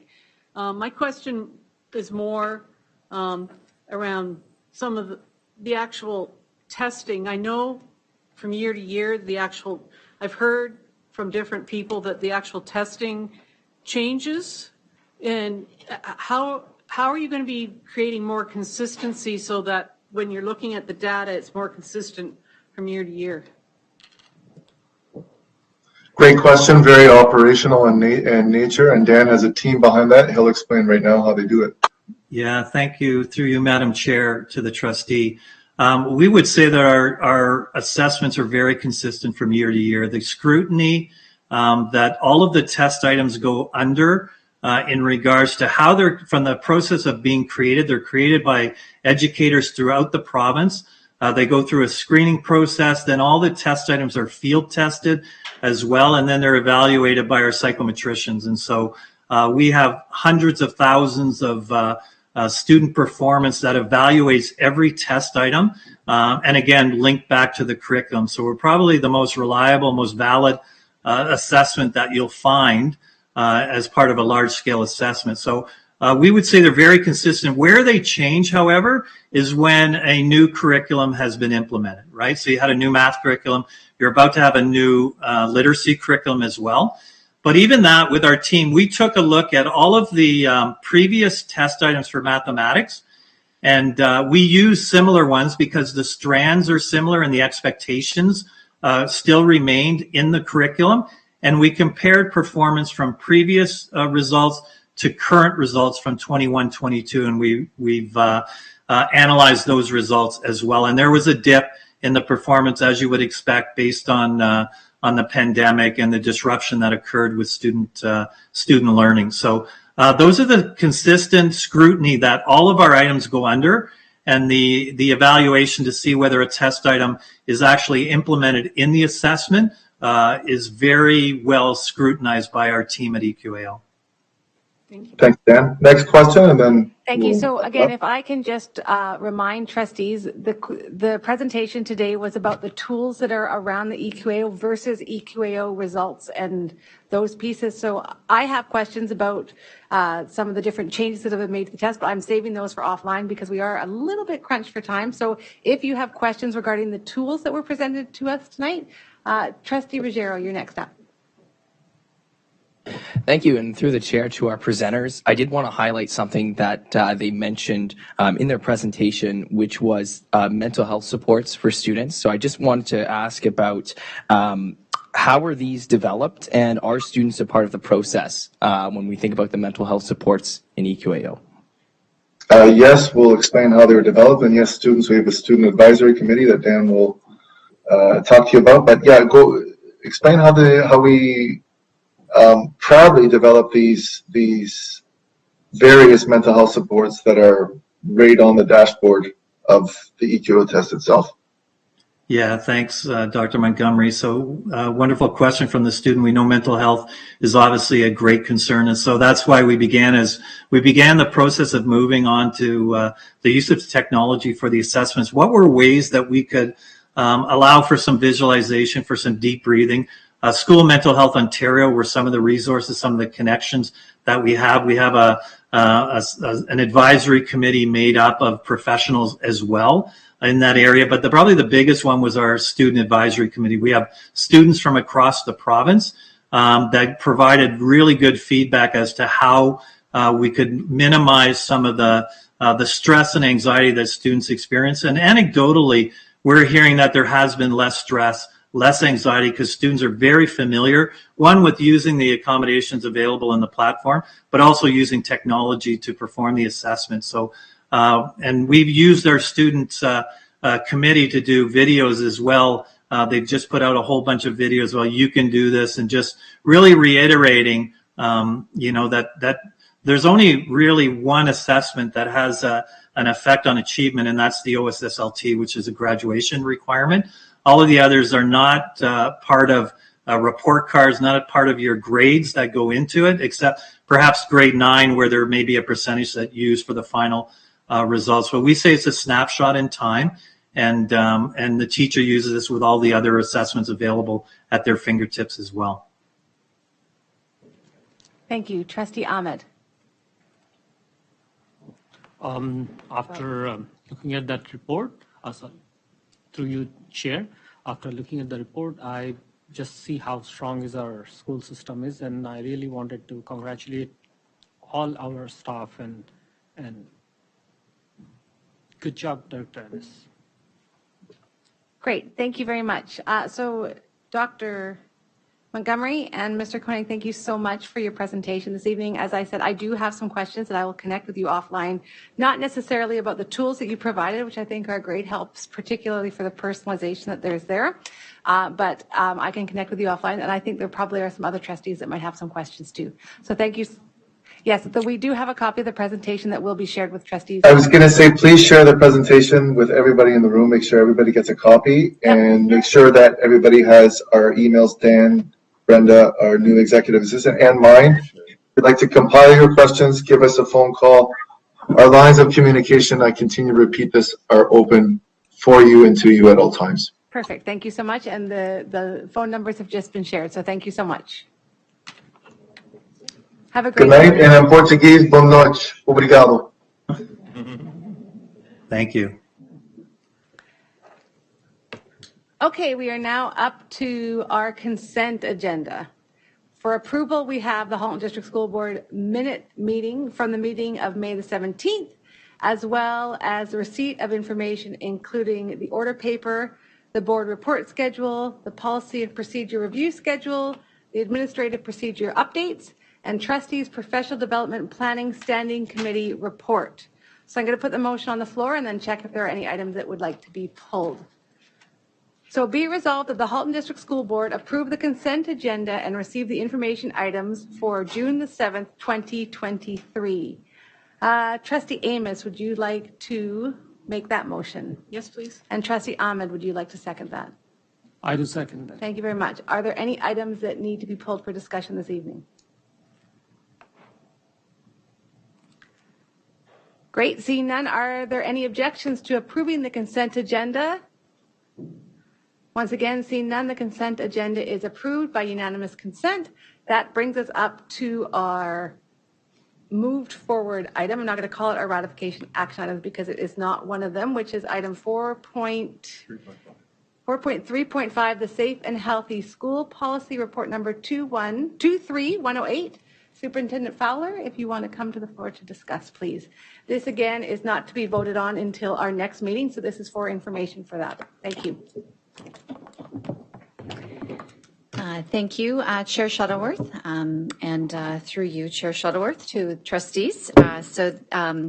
This safe and accepting, this policy, Safe and Healthy Schools, is being brought forward today for feedback. And as was mentioned, we're maybe going to be looking at a few things, so that's wonderful. So the former policy, Safe and Accepting Schools, was approved by the Board of Trustees most recently in January of 2022, and it was suggested that the board create a student health policy as well. During our determination, we decided to put the two together because safe and healthy schools do fit quite nicely, as we've heard tonight from some of our delegations as well. So the following changes really have been made. So as mentioned earlier tonight, the actual safe schools policy has not changed at all. It's really just the merging of the student health portion. So we've revised the title. There have been some minor edits to eliminate redundancy. There were references made directly to the physical and psychological health and safety, as well as additional health related policies, procedures, and laws were added as well and referenced. So I submit that for additional feedback. Thank you. All right, thank you. So I'm just going to open the floor to trustees if there are any questions. Trustee Baxter. Thank you, through your chair. Just following on the comments of our delegations this evening and the previous short conversation, it sounds as though the definition of psychological health will be in the administrative procedure. And I'm just wondering, would it be possible to have that definition presented at the time that we are approving the policy? Thank you, Trustee Baxter. And through you, Chair Shuttleworth, I'd like to reference Superintendent Taha for this one, please. Good evening, through you, Chair Shuttleworth, to Trustee Baxter. Absolutely, the definition or the proposed definition of psychological safety can be brought back on the 21st. Thanks so much.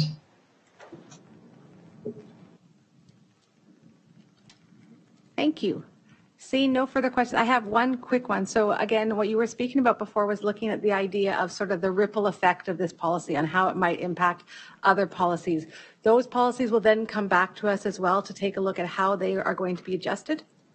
Yes, sorry, thank you. APs, not policies. Thank you, Chair Shuttleworth. Absolutely. So we will be, once this policy has been revised, we will be looking back at all of the APs, whether they've just recently come forward or whether they are yet to come forward in the coming years. And we will be ensuring that they are, updated accordingly based on the changes we've made here. And I don't know if this is maybe, like, is there a way that we're able to know which policies are impacted by this policy, which procedures are impacted by this policy? Thank you, Chair Shuttleworth. Through you, Chair Shuttleworth. Yes, the related administrative procedures are listed here at the back as reference. However, not every single one of those would require an update. So what I could do is when I come back with the revised policy, I could also indicate which procedures you're likely to see coming forward. That would be wonderful. Thank you very much. Seeing no further speakers, thank you very much for your time, Superintendent Fowler, and this will be coming back for decision next week at the board. In 2 weeks, at our next meeting, I'm sorry. Okay, so let's get back to where we are. So now we're back to ratification actions. Ratification actions items for this evening, and we'll start with ratification of business transacted in private session. Vice Chair Rocha, do we have any business from private session that require approval? Yes, we do. Please go ahead. I will put a motion on the floor. Be it resolved that the Board of Trustees approve matters from Committee of the Whole private session, June 6, 2023, respecting negotiations. Report 23109, and I so move. Thank you so much. And Trustee Collard, would you like to second that motion? Yes, thank you, I would. Thank you. Is there any debate?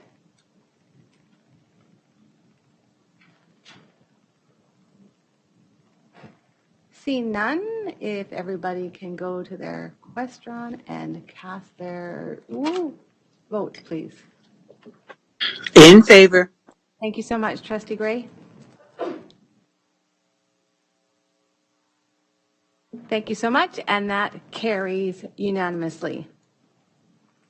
All right, we are now up to action items for this evening, June the 7th, 2023, and we will start with the Policy and Procedure Update Report number 23071. Superintendent Nagoy, Superintendent Reddick, and Director Ennis. If I could pass the floor over to the three of you.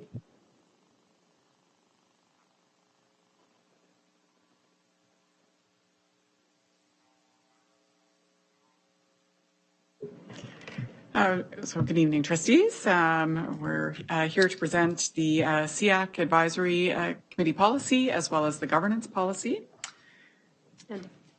And the fraud management policy. And we're happy to take any questions. All right. Are there any questions regarding the policy and procedure updates before you this evening?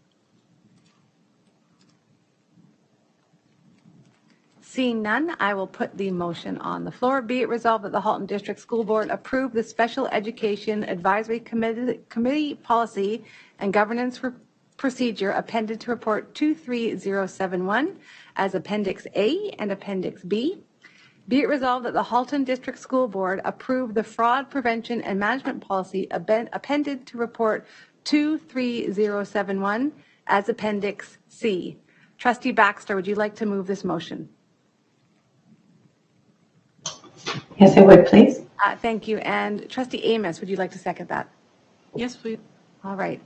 Is everyone ready for the question? All right. Please cast your votes. In favor. Thank you so much, Trustee Gray. Thank you very much. And that passes unanimously. We are now up to item 4.2.2, the Student Trustee Advocacy for Increased Provincial Investments in Addressing Rising Youth Mental Health Care Crisis, report number 23097. Trustee Oliver with Student Trustees Ruggiero and Wang. So I know that the Student Trustees did introduce this during their report earlier this evening. So is there anything further you want to add? Yes, go ahead. Yes, thank you, colleagues. In front of you is a report that I'm bringing on behalf of our student trustees. It is an advocacy piece around asking the provincial government for increased investments to address mental health crisis faced by our youth. The background here is that the Toronto Youth Cabinet, supported and endorsed by 9 other provincial organizations, including mental health and Toronto Public Health, shared a letter with Minister Lecce asking for continued investments. They acknowledge that investments have been happening, but there is a need for enhancements as they are not quite keeping pace with the mental health crisis that our youth are facing. This report also provides several recommendations for improvements within our school systems that would further support our youth around mental health and well-being. And the recommendations are listed there, but I'll just briefly outline. They include mandatory mental health literacy for all grades, designation of mental health days as legally excused student absenteeism reason, additional mental health staff at every mental health staff category, as we do acknowledge that while we have incredible staff working in our schools, we need more. The student to staff ratios are far in excess of what what can keep pace with the crisis and the needs that we're seeing. And provincial data collection systems to track mental health supports and services and track what outcomes are we able to attain, as well as culturally appropriate social emotional screening of students in all grades that can be conducted throughout the student's education to monitor for changes in mental health and well-being. And so this student-led advocacy really aligns with one of our key, one of our 5 commitments of the multi-year plan, which is mental health and well-being. And so we're looking for your support. We're asking that the chair, with our assistance, correspond with the Minister of Education seeking such improvements. And I'll pass it on to our student trustees who may want to add anything to this. So actually, if I can just pass it to the student Yes. trustees. So as the student trustees are unable to put motions forward, I'm going to ask the student trustees to actually read the wording of the motion, and then I'll pass it back to the trustees to move it. So if you'd like to read it, that would be really wonderful. Thank you. Okay. So be it resolved that the chair correspond with the Minister of Education to highlight HDSB's continued commitment to mental health and well-being of students, and to indicate full support of the HDSB Board of Trustees for student-led advocacy, which aims to address the rising mental health crisis facing Ontario students. Thank you very much. Trustee Oliver, would you like to move that motion? I will move that motion. Thank you. And Trustee Bryden, would you like to second that? Seconded. Is there any debate? Seeing none, if you are ready for the question, if you can please cast your votes. In favor. Thank you so much, Trustee Gray. Thank you very much, and that passes unanimously. Congratulations. Thank you very much. And I will work with both of you as well as your advisors to write that letter. Okay, we are now up to item, let's see how quickly we can get through these next two. 4.2.3, Fix the Finances, report number 23098. Trustee Amos, do you have anything you'd like to speak to regarding this? Yes, thank you. Through you. So I'm asking to create an ad hoc committee, and it can be called whatever you want. That's a whole placeholder basically right now. But basically we want to create an action plan to engage the community and how best to advocate through whatever channels, such as through the MPPs, partnering with the ministry and other ways to try and make them aware of our concerns around the finances that we're getting at the Halton District School Board. So basically it's about advocacy and educating the community.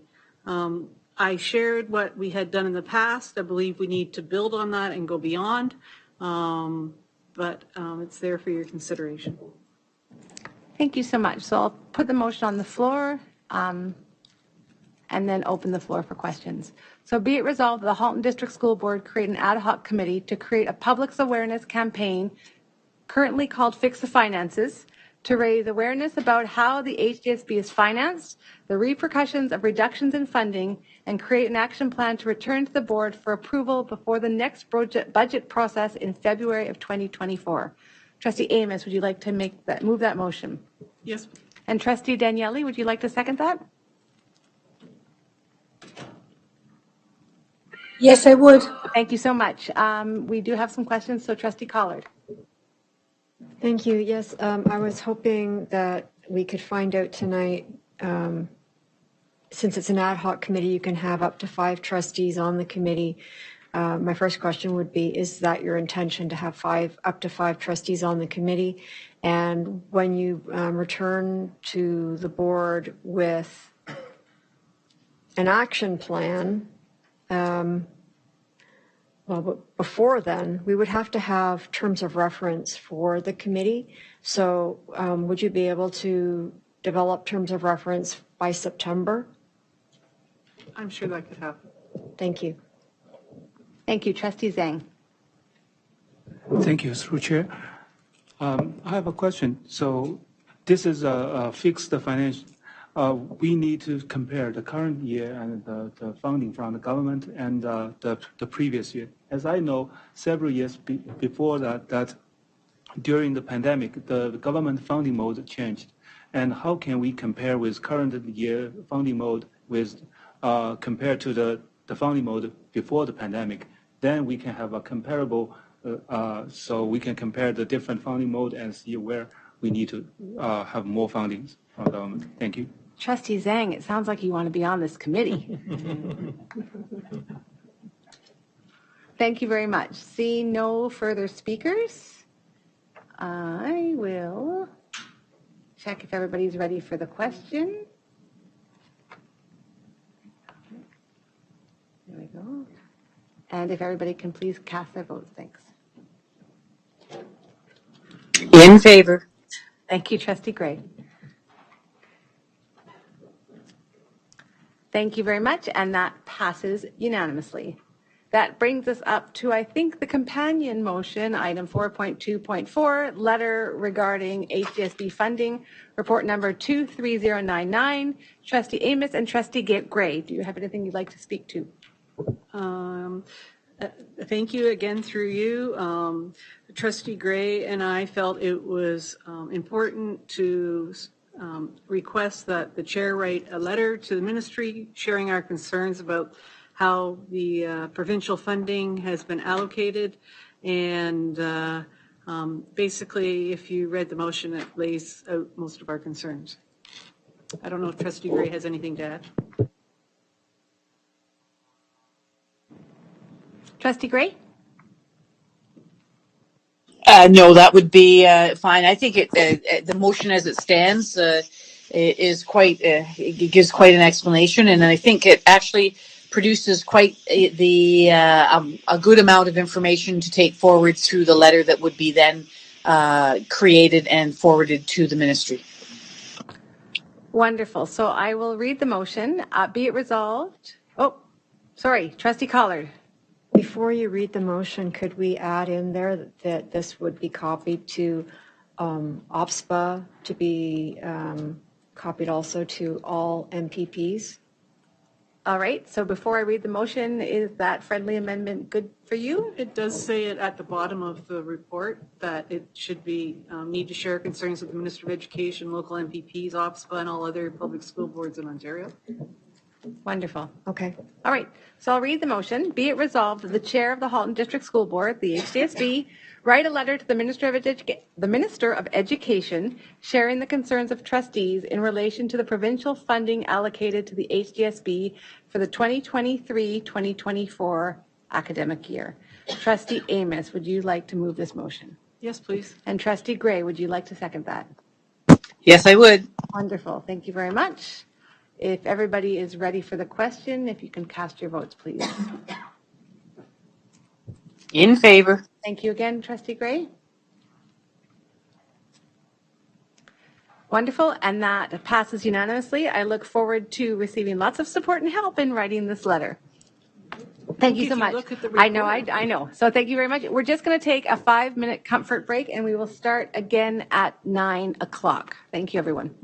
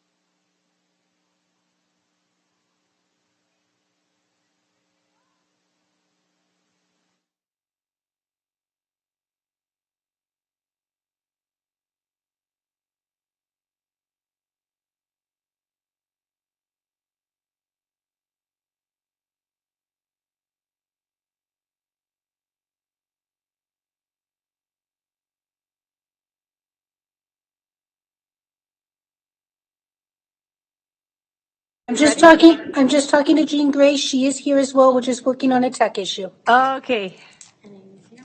There we go. Okay.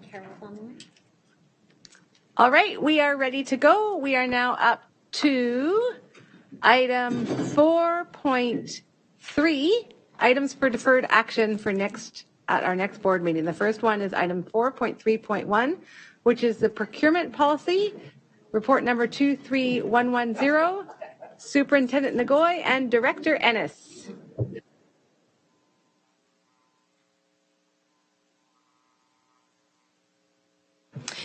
Thank you. And through the chair to trustees, the procurement policy is a new policy that has been developed and presented at the Committee of the Whole on May 24th. With us online is the procurement manager, Dave Bennett, as well, and we would be happy to take any questions. Thank you.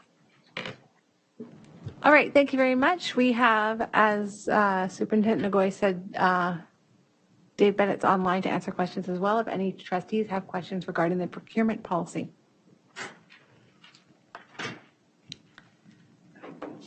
Seeing no questions, thank you very much, and this will come back to our next board meeting for decision. All right, don't go far though, Superintendent Nagoy, because we're now up to the budget for the 2023-2024 year, report number 23091.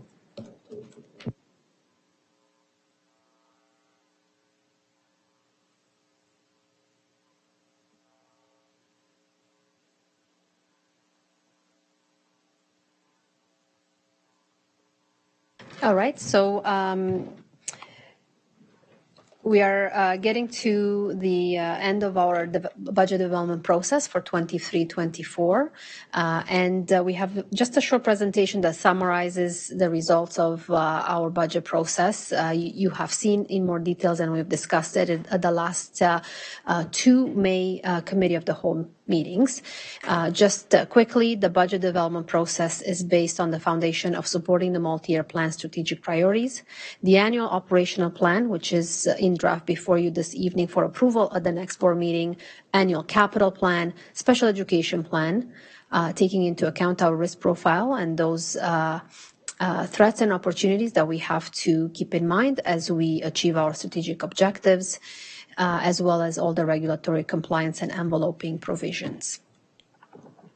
The budget development process starts back in the fall with ministry funding consultations, and we move on with consultations from stakeholders, trustee, budget discussions, and we are now in June where you're presented with a draft budget for approval at the next board meeting.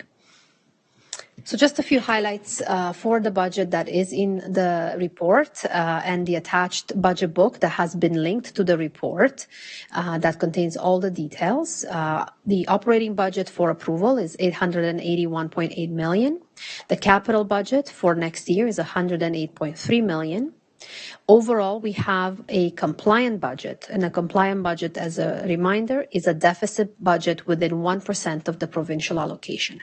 So we are at 0.93 of the provincial allocation. The room for compliance is $7.7 million for next year. So we're within that room. This deficit is in part as a result of supporting the student achievement and the strategic priorities, and in part as a structural deficit, which we are looking to eliminate in 24-25. There's also a provision for contingency. Over the next year, we're welcoming about 67,000 students in elementary and secondary panels.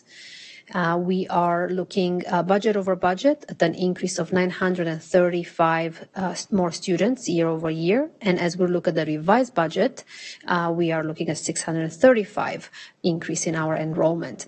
And as you know, enrollment is the main driver of our grants, although not the single driver, whereas we're also looking at socioeconomic factors, the number of schools, the conditions of schools, etc. So we get most of our funding from the province. About 90% is through the grants of student needs and provincial grants. With the remaining, we're looking at school-generated funds, federal grants, investment income, international student fees, education development charges, which allow us to purchase sites for new schools, and amortization for deferred capital contributions. So when we look year over year, we have a $19 million increase in the grants for student needs. That is not all due to growth. That includes over $14 million in a provision for a 2-year compensation increase that we have to set aside, both in the revenue and the expense side. So that really puts us actually in a worse off position than the prior year when we're looking at from a perspective of taking growth out and taking out those mandatory increases that we have to set a provision for salary increases for 2 years while the labor negotiations provincially are being finalized. We are actually seeing a decrease in the transportation grant, not keeping up with inflation, and there's no change in the benefit benchmark to catch up to the CPP enhancement that has been phased in over 5 years. In other revenues, we are still behind in terms of international student fees and in terms of revenue for rentals. So that too decreases the revenue that we have year over year and does not keep up with growth. So we'll skip through these because I did mention the highlights. We'll go to the expense slides. No, budget pressure. Thank you. So where are our main challenges for next year? So we have some areas in the funding formula where we overspend. That includes special education, supply staff increases that has not been, the funding has not kept up with the trend. Central education support staff, you have seen the EQA scores, so we do have a tremendous amount of support for the classroom. We have in the past made the commitment to resources that would support the students and the teachers. So we are overspending in that area. Transportation, we have a shortfall of $2.8 million. We have a shortfall in terms of portable, so temporary accommodations. Rental income, $500,000 below the pre-pandemic level.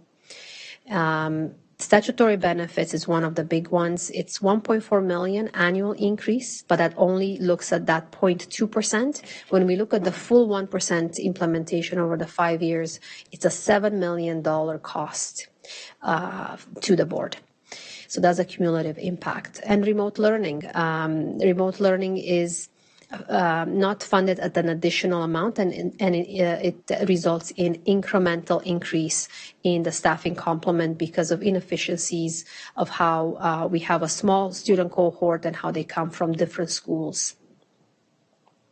So the next one, there's of course areas within the budget that are supporting these areas that are overspent, such as the school operations through deferred maintenance of school grounds, for example. The board administration grant has year over year been underspent and is contributing to supporting other programs, library and guidance language grant, and other non-GSN revenues that have not returned to the pre-pandemic level, as well as our board surplus. So in terms of how we spend our $881.8 million, we spend it directly on instruction, 77%, and indirectly on student learning through pupil accommodation, that is the maintenance of schools and upkeeping of schools, school grounds, transportation for students. In the other, actually, that is indirectly supporting schools. A big part of that is school-generated funds, and that is per school at the school level and decided by school councils. And we spend 2.1% on administration that is not linked to directly or indirectly student learning and instruction. So these are just the numbers behind those various ministry categories, and the next few slides provide a breakdown of what is included. So I won't go through the details as we've had quite a lengthy discussion at the Committee of the Whole, but we're happy to take questions. So we'll keep going.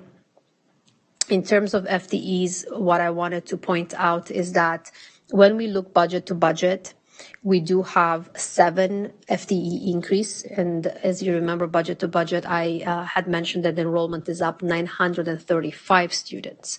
When we look at revised to budget, when we have a better idea of enrollment, at revised, we have the October 31st count date.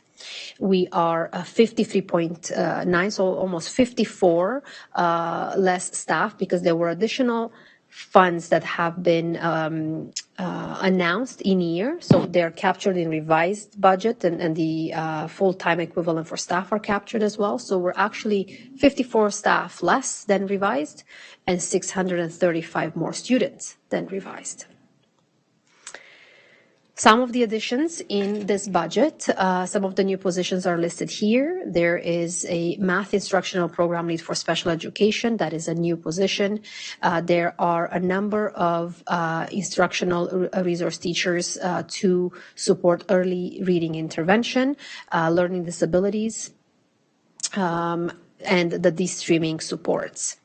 And we are provided as a board with 2 additional math facilitators to support the schools that are considered requiring some additional math resources.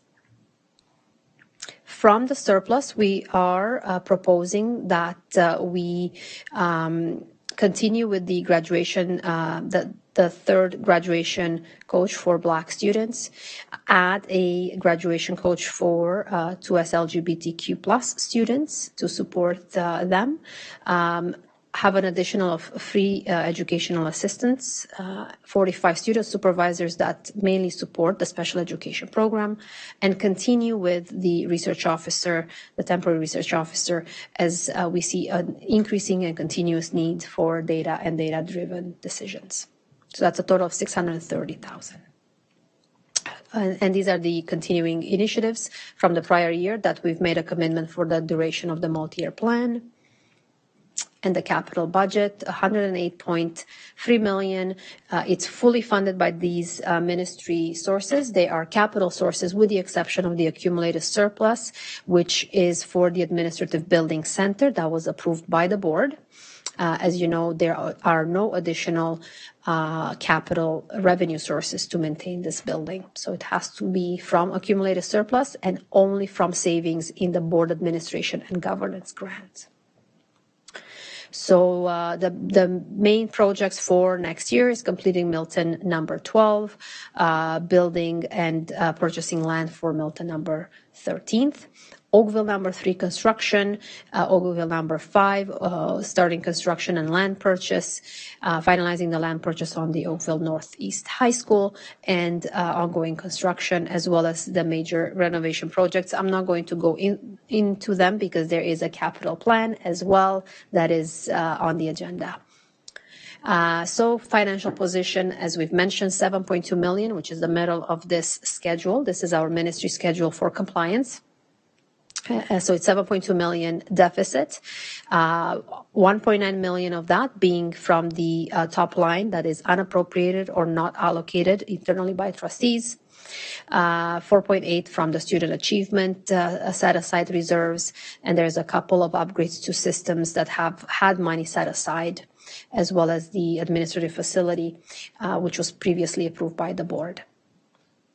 And last but not least, I think we have our in-year elimination plan that trustees have to approve at the next meeting as well.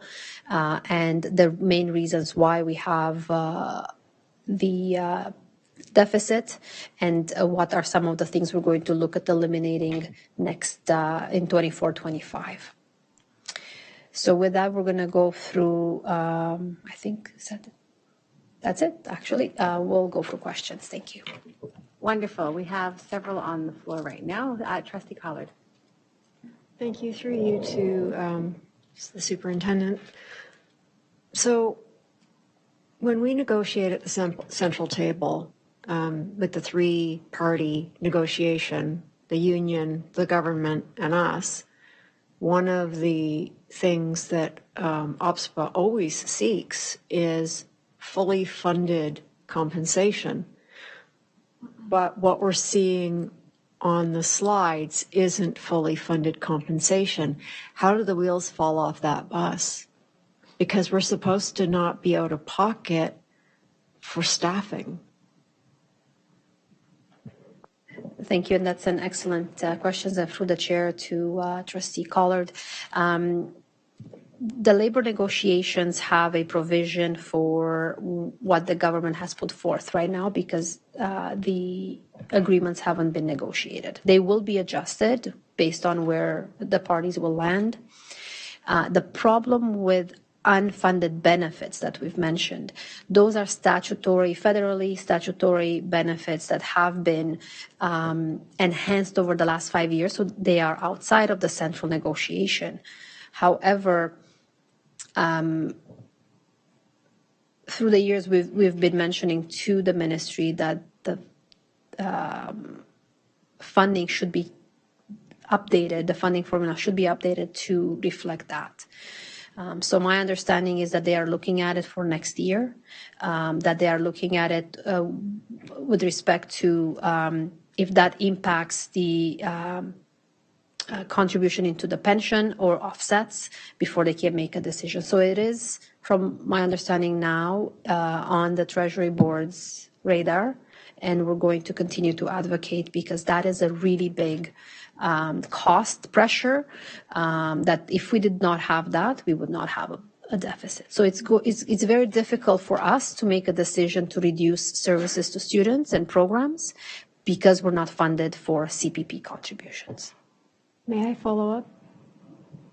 So it's great that they're going to look at the funding formula, but they're looking at it a year past the point where it's costing us millions of dollars. And that really hurts. And if it's hurting us, it's hurting every school board in Ontario.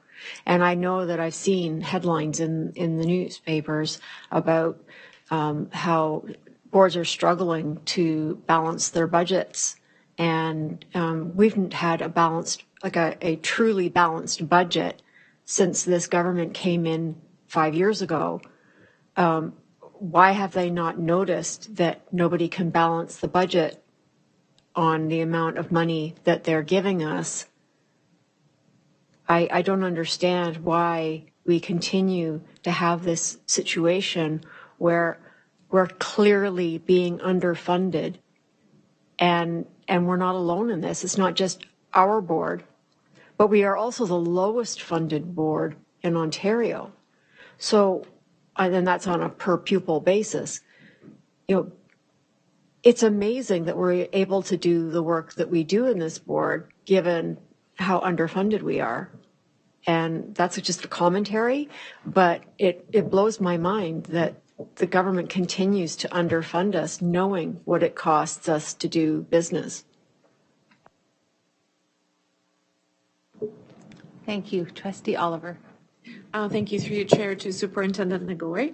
One of the budget pressures that you identify for the coming school year 23-24 is remote learning. And just wanted to confirm that that's what we've come to know as virtual class, a virtual school. Correct. Thank you.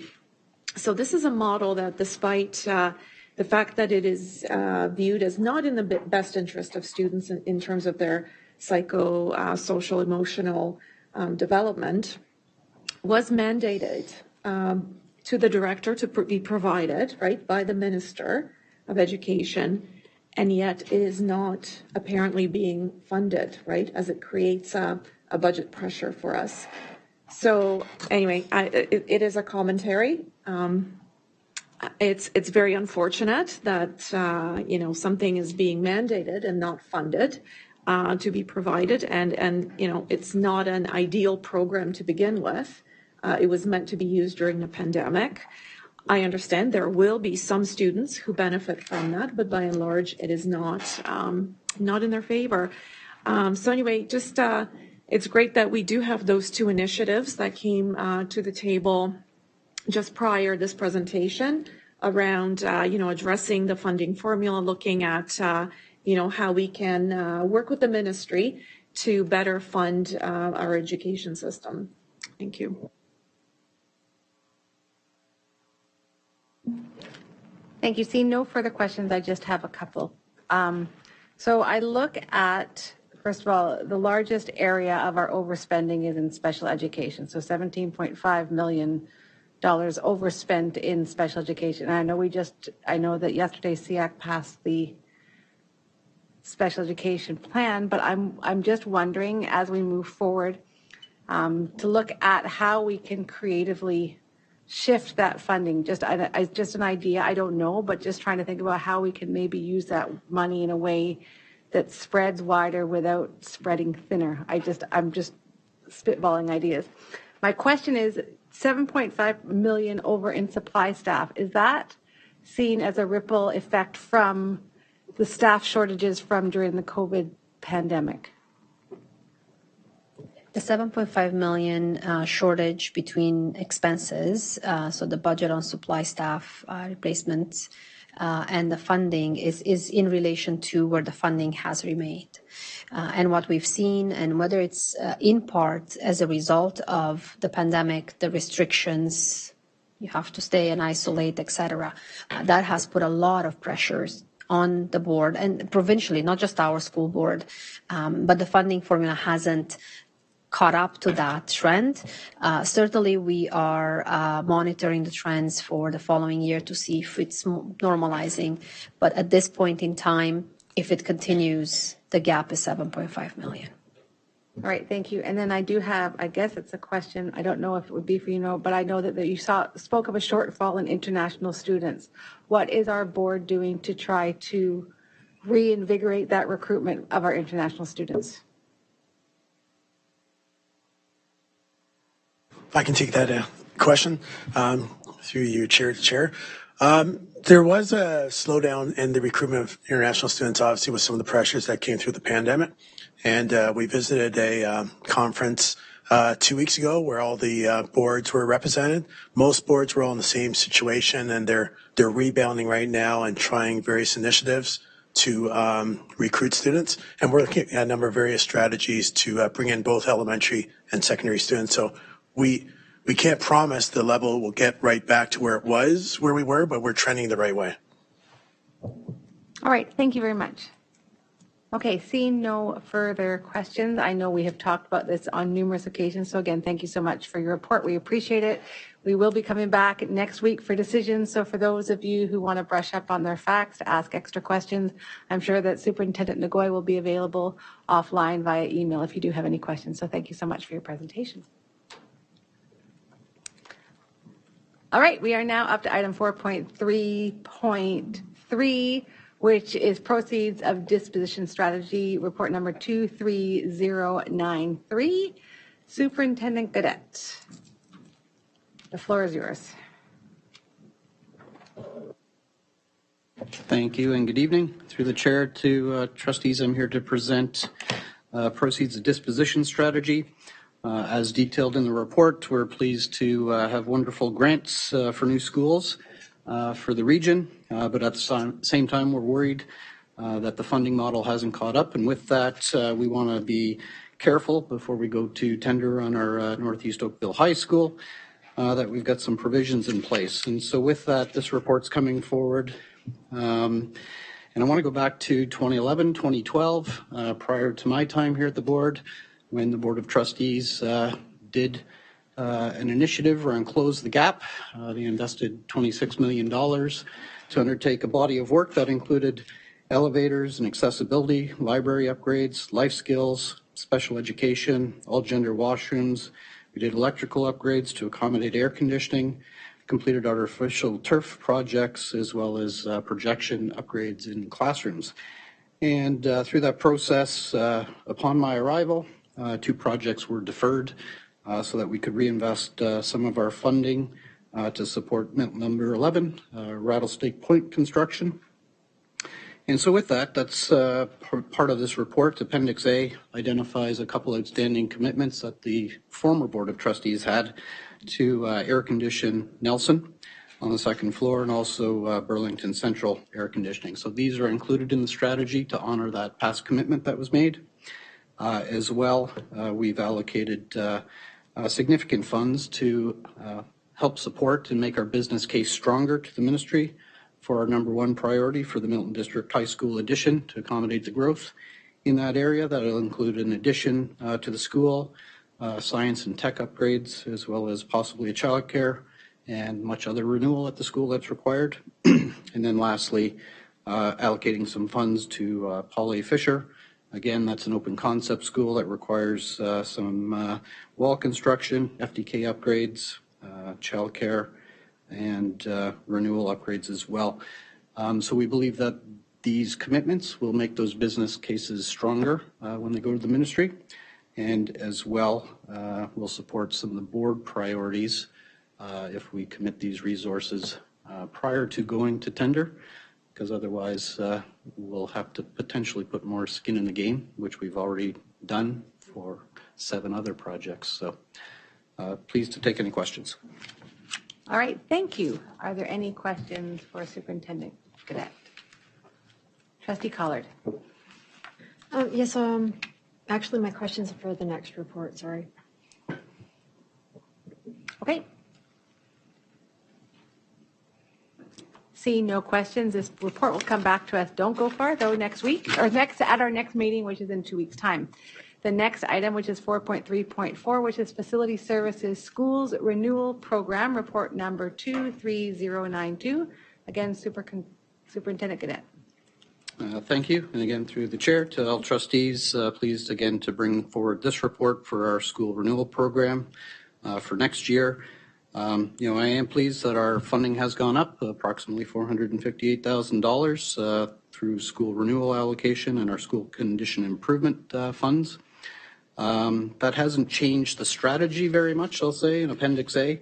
Appendix A has allocated, I'll say, the bulk of the additional funding towards special education. We are finding that we are having to continue to upgrade our schools to accommodate our students. As well, some of that additional funding went towards contingency as we're still experiencing, I'll say, the repercussions from the pandemic, and our supply chain costs have increased in sometimes unexpected ways. So again, similar to last year, following a similar format, trying to bundle some of the work, get it out sooner by coming at this time of year for approval, and hopefully doing more good things in our schools, but hopefully at less sites because we've been spread a little thin the last few years. Again, happy to take any questions. All right, thank you. And we know there's one from Trustee Collard. Thank you. So I'm interested in knowing actually which schools receive what. Is that the report that we get later this fall? I know that in the past we've received reports that show, a particular school got lighting upgrades and, maybe intercom system upgrades, things like that. Is that what comes in the fall? I know we get a report twice a year. So through the chair, thanks for that question, Trustee Collard. I think when I changed the report format, because you're correct, in the fall we used to bring forward the approved project list, which would show about 140 projects. At that time, what I think I committed to was keeping our website current. So that is where the projects are located. Having said that, we do have an inventory, so I'm pleased to share that. We know where we're working, and we can happily do that, but certainly it was intended to be available on our website for stakeholders that are interested. Thank you. I remember that now, and it's always nice to be able to share that kind of good news with your schools, so thank you. Trustee Gray. Yes, thank you very much through the chair. I just wanted to ask the question about, we've heard here that it has been an increase in the funds flowing through to help with the capital funding, but are the increases in funds that have come through to our board this year keeping up with the increased cost of doing this work? Thank you for the question, and through the chair to trustees, no, it's not, is the short answer. And certainly we are seeing it when we build a new school. We're seeing 30 to 40% over what we would have anticipated. I could probably get more information, but certainly there's an ebb and a flow. We saw wood skyrocket, it's come back down. Steel is high, sometimes it's difficult to get. So yeah, the supply chain is still, like I say, difficult to anticipate. But no, the funding has not kept up with the increases, and I don't think they'll fall back to pre-pandemic levels. Thank you very much, because I think that's a very important point. When we talk about increased funding, it does a really match with the increase in costs. And I think it's important for the public to understand and not get mixed up in the numbers, where it does look like a positive report. Actually, it's a report that doesn't really keep up with the realities of today's costs. Thank you so very much for clarifying that. Thank you, Trustee Gray. Trustee Baxter. Thank you. Through your chair to Superintendent Cadet. My question is somewhat timely today in that in Halton, of course, we're struggling with poor air quality, as are many other people in Ontario and across the country due to wildfires. And I know there are schools in Oakville that had their windows open today because they do not have full mechanical ventilation. And I'm just wondering, does this funding allow for you to make any plans for any of those schools that require mechanical ventilation upgrades to have that work done in the coming school year? Thank you for the question through the chair. Yes, I would say that this is where those mechanical upgrades would be planned for, is through both of these grants that the ministry provides us. I will say that through the pandemic in the last few years, I believe we had 12 unventilated schools, and we've added ventilation to 7. So we still have a few, 5 that could require some ventilation upgrades, and that's not to include some builds that are partially mechanically ventilated, depending on additions and such. So this is where that body of work is prioritized, and certainly through the pandemic that was a priority, and we got at a bunch of that. We will continue to invest in mechanical system upgrades. And I would say that given the current nature with the wildfires, that certainly our MERV 13 filters, they are helpful to filter out some of the particulate. Not as efficient as a HEPA filter. So our schools do have HEPA filtration units in the unit ventilators that were provided to schools that were not mechanically ventilated. So all of those schools should have HEPA filters, which will assist. But to be clear, yes, it's not completing full air changes as a full mechanical system would. But certainly our other schools with MERV 13, they're reported to filter out up to or less than 75% of even smoke particulate. So it is good that we've upgraded to MERV 13s from the MERV 11s, which were less than 20% effective. So that's some good news, but certainly there is still work to do.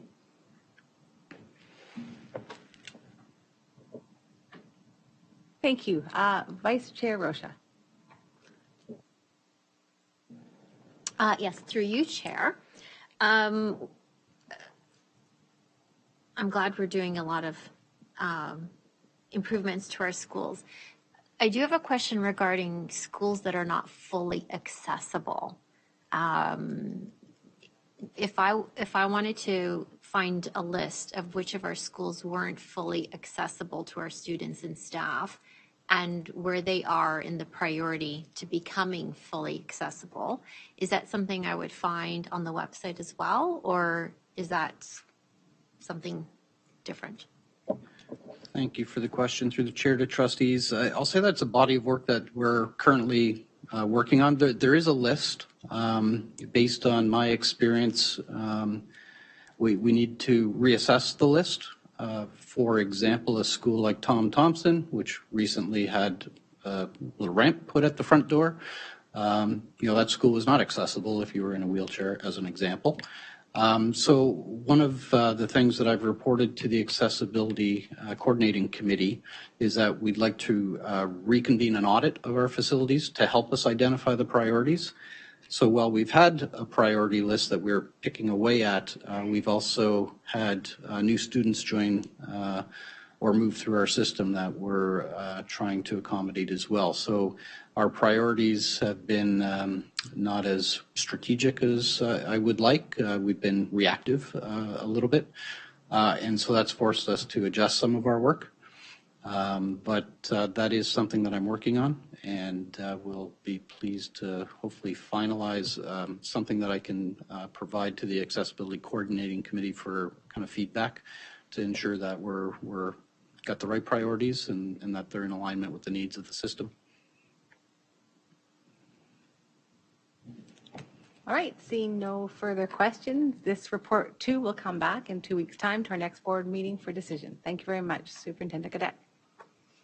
All right, we now skip over to 4.3.5 as we have already covered it, and we are now on to 4.3.6, the governance motion for governance bylaw, report number 23102, Trustee Collard, Trustee Rocha, or Vice Chair Rocha, Trustee Baxter, Trustee Ahmed, and Trustee Oliver. Thank you. This work will be coming to Committee of the Whole next week. And we do expect that there will be feedback and input from trustees at that meeting. So this report is not final. This is the first blush, as it were, of what we're hoping to change. And there will be further work done at next Wednesday's meeting. And so we invite you all to put your thinking caps on and see how you feel about the changes that we're suggesting. And we will be sharing more work with you before Committee of the Whole. All right, thank you. Seeing no questions, we look forward to the discussion happening at our next week Committee of the Whole meeting. All right, that brings us up to item 4.3.7, the draft operational plan targets or strategies for the 2023-2024 year, report number 23106. Associate Director Salmini.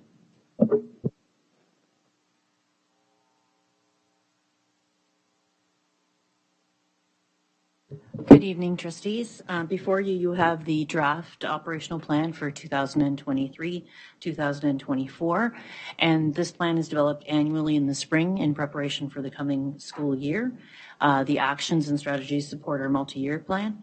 In order to support the operational plan, resource allocation is maximized through our budget process.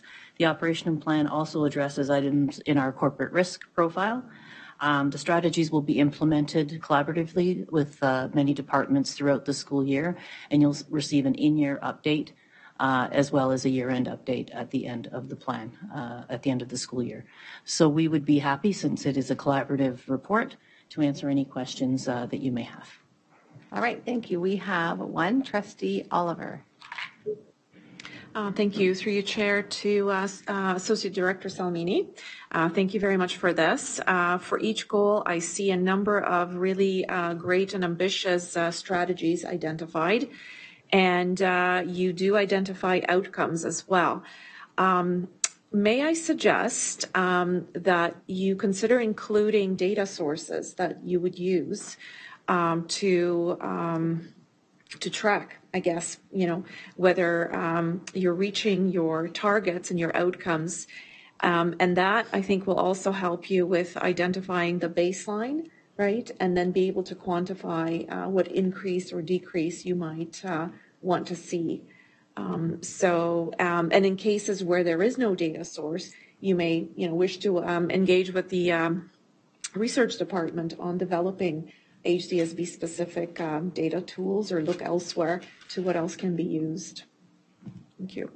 Yeah, through the chair to Trustee Oliver, thank you for your suggestion. And there was a time through the last few years when we went through various changes and shifts where we didn't have things like EQAO and other sources, but we have engaged research. So for the end of year update for this current school year that will come to you in September, we have research looking at the EQAO data. We have also our Have Your Say data, as well as the census data that are some pieces that can inform. And so in that report, we'll make sure to include those and to identify for this final year of the operational plan what will be available to us. So thank you. Trustee Bryden. Thank you, Sharon, through you. To clarify that, we have this list of expected outcomes, And what I'm hearing, are there specific measurements tied to those outcomes at this point or not?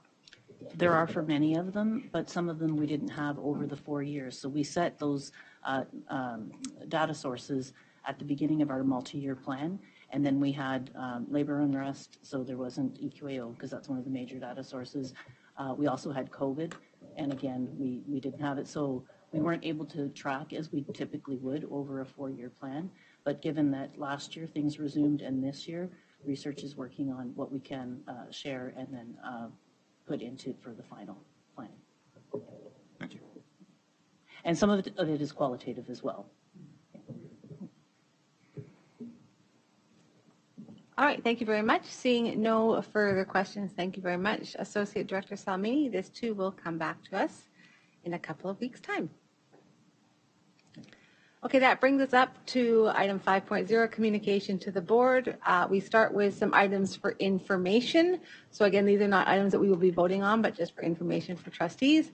Our first one is item 5.1.1, the 2022 LTAP update, public feedback results, report number 23103, Superintendent Gaudette and General Manager Thibault. Thank you. I'll leave it to our expert, General Manager Thibault, to present.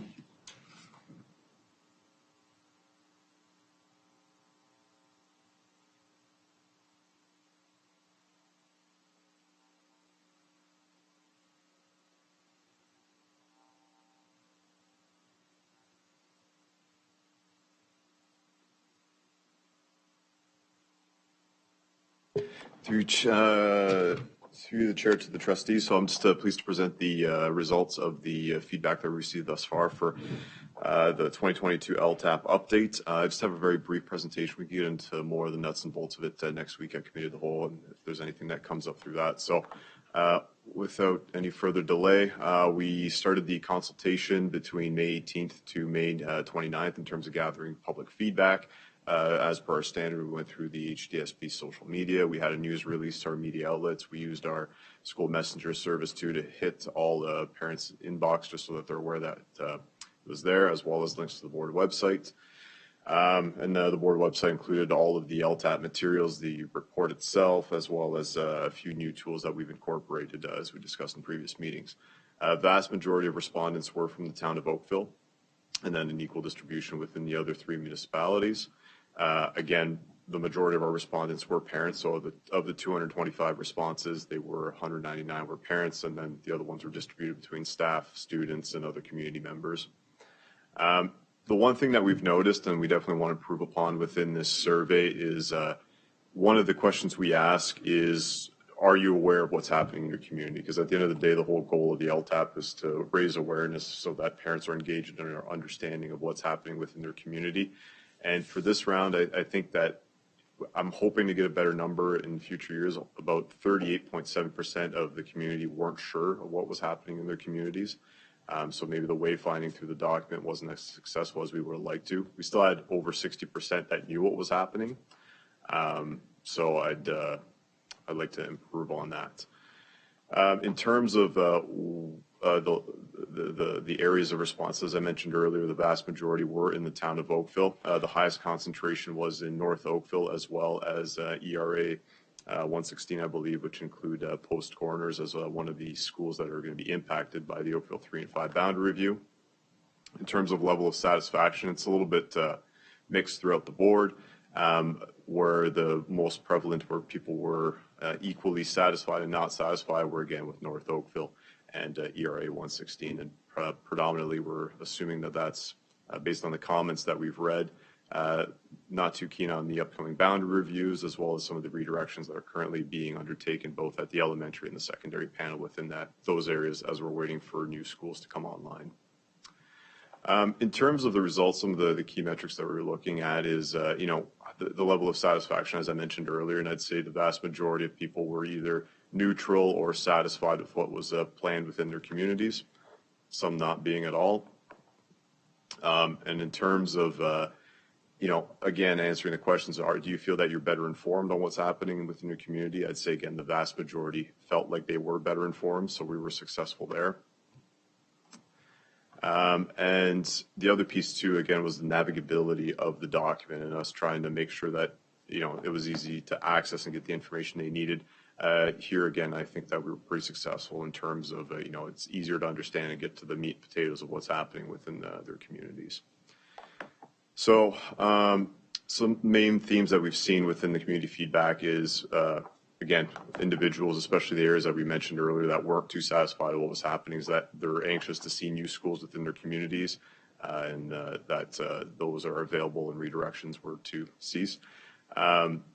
A lot were appreciative of the fact that they were given the opportunity to comment. Others were wanting a little bit more time to digest and review the information. Overutilization remains a concern throughout the board, as we're seeing, especially in our high growth areas.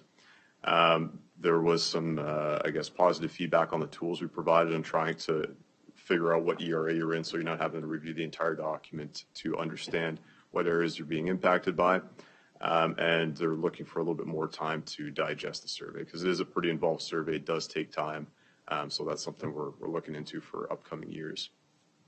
So in terms of the 2022 updates and what we've enhanced over last year's iteration, last year was kind of the big move in terms of shifting the narrative as well as the format. This year was more about completing the document. So the big piece here was incorporating all of the key performance indicators and having all the information there, updating all the scorecards so we can compare year over year. Was the development of the projects near me tool. So that's one where you can input your address and find out exactly what projects are happening within a certain radius that you can select, either it's 5 kilometers or more. So that gives you a good way of just, a quick snapshot, and that's something we'd like to improve again upon over the upcoming years. And again, we're updating our the section 1.2, which speaks to our responsibilities to the Mississaugas of the Credits territory, and working with our HDSB Indigenous Rights and Education Department to enhance that section. In terms of where we want to go next is, I think we want to definitely enhance our student engagement. Again, we haven't been successful in engaging students. So what we'd like to do, and I want to speak to this in the fall, is try to look at other ways to kickstart, maybe look at another survey early on before we go into the next 2023 updates for both not only parents but mostly students, and seeing how can we get more of a student voice on this document as well. The other piece associated to that too is, can we make this a little bit more interactive as opposed to more of a static document? We're trying to transition into something that's more online and accessible, so you can see a dashboard of everything that's happening, and migrating towards that over time, slowly, but with that being the goal. The other thing we're toying around with is, previously in the past, pre-COVID, maybe a little bit before that, we were looking at in-person meetings to kind of do a little bit of road show so that parents have an opportunity, or stakeholders have an opportunity to engage and maybe speak with staff about it. So we're thinking about that. Enhancement to the websites, and again, I really want to make sure that people are aware of what's happening, so improving the ability of people to understand what we have planned in their communities and to be able to engage meaningfully with that. And last but not least, we want to align this version of the LTAP with our 2023 Education Development Charges background study. That study did see a lot of consolidation of our elementary review and secondary review areas. So this current iteration of the LTAP does not reflect those changes. The next one should, so that way both our long-term accommodation plan and our development charges bylaw study both align on that front. In terms of next steps, I'll see you again at Committee of the Whole. If there's anything that pops up between now and then as you review the information, we'll provide the raw data too on some of the qualitative data that we've collected as part of this. So if there's any further questions, we'll be happy to take them at that point in time. And the intent is to bring forward on June 21st the final report for approval on the LTAP. And then tentatively, the boundary review report in alignment with that to plan out what we're expecting for the next year. Or we may hold off till September and do just a first and second board meeting in September to kick us off with boundary reviews. I'm happy to take any questions. Wonderful. Thank you very much. Seeing no questions, I think everybody's... Oh, sorry. There's a question now. Trustee Baxter. Thank you. Sorry, it's just a very quick comment. I just wanted to say through you, Chair Shuttleworth, as a parent in this board since 2014, and now as a trustee helping other parents find answers to their questions, I've experienced the evolution of the LTAP reports. over that time. And I would really just like to thank staff for the work you've done and are planning to do more to make the LTAP more accessible and user-friendly. It really is a great improvement, and I'd like to express my appreciation. Thank you. And I think everybody else is waiting for next week to talk to you about it. So seeing no further questions for this evening, thank you very much for your time, and we will see you next week at Committee of the Whole. Okay. Oh, you're doing the next one too. So the next one is Post Corners Redirection Plan, report number 23104. As you are you having some friends join you? Yes. Oh no, I think it's just me tonight. All my friends are here, just on the sidelines. I'll get through it quickly, so by the time they get here, I'll be done. So we've implemented another redirection in the Post Corners area. Post Corners has seen a very rapid growth, frankly, an unexpected growth. We've seen a lot of immigration within the area and a lot higher yields in the high density developments there, as we're seeing a lot of newcomers are being directed to this area because it's a popular area. So with that, we had to redirect the population from any new registrations going to Post Corners to Palermo Public School, which is also a holding school for Dr. David R. Williams. At the point in time when we decided to undertake this as a senior staff, we looked at how many classrooms were available at the school, which was 39. And when we were reviewing it, the school was nearing that 39 classrooms. They had one additional classroom added, and they filled up rather quick. When we had that indicator, we essentially went out to the community and let them know the redirection is coming. So get your registrations in, especially if you have siblings in the system. So we reached out to through our our school messenger service to let you know if you have an older sibling and the younger one coming in, get them registered by this date.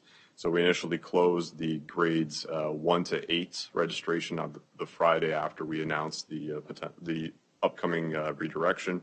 And then we advised that once the kindergarten classroom sizes reached a certain capacity, we'd also be closing those registrations. And soon after that, the following week, we had to close those as well. The intent is that it is temporary. We're going to be looking to address this as part of the Oakville 3 and 5 boundary review process. It was intended for it. We thought we had a little bit more time, but it seems like we're getting a lot more students a lot faster than we expected in the, as I mentioned, the high density areas surrounding Post Corners. So the intent is once the boundary review is done and we can implement some changes to this, then we can repatriate students back to their home school. Also in the interim, I forgot to mention that we will be reviewing this annually so that if there is an opportunity to bring back students that were redirected at Post Corners through the next staffing process, we'll look at a first out, first in approach where the first students that have been redirected will be to Palermo will be the first one given the opportunity. And we'll try to look at the staffing model so that, Post Corner remains with the number of classrooms they need while not creating too much pressure at Palermo, which still has quite a bit of room even with Dr. David R. Williams. But again, we don't want that to continue on for too long. Happy to take any questions. Okay, seeing none, I just have a quick comment because I just noticed there's really not a big difference. Like it only looks like there's 11 student difference going to Palermo into 2024. 11 more students compared to 2023. It's based on, yes, it doesn't seem like a lot. But that doesn't seem like a big. It doesn't seem, but at this point, as Post Corners is the all the best you can classrooms do. are maxed out. And it may be more than that. That's on the best information that we have at the moment. Again, through your chair is if all the classes for kindergarten are maxed out, the second you add one additional student, Right. then you're looking at adding a classroom, which we just don't have the room anymore. They're already operating out of the library for one classroom. So Yeah. we're just.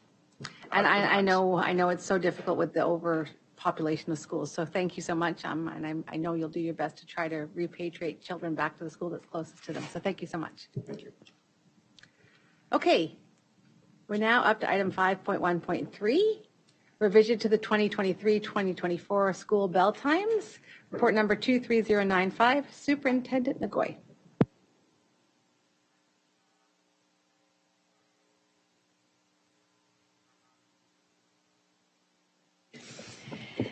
Thank you. And for the chair to all trustees, this is the annual report of changes to bell times for schools as a result of the annual student transportation review for efficiencies.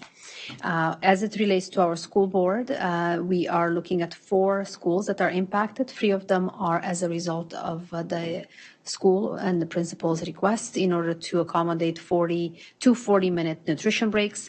And 1 of them is as a result of achieving efficiencies, as well as achieving efficiencies with the siblings that are in different programs. And I'd be happy to take any questions. Thank you very much. I know the report is attached to the agenda this evening, so, Trustee Amos. Thank you, through you. Thank you for the report. As I say every year, I'm really glad to see that Nelson is going a bit later.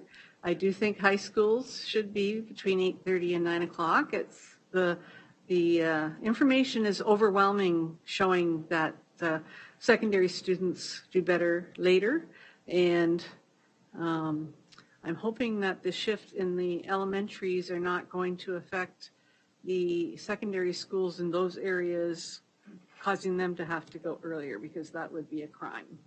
Anyways, that's my 2 cents. Thank you. You good? Do you want to? There's no impact on other secondary schools. Thank you.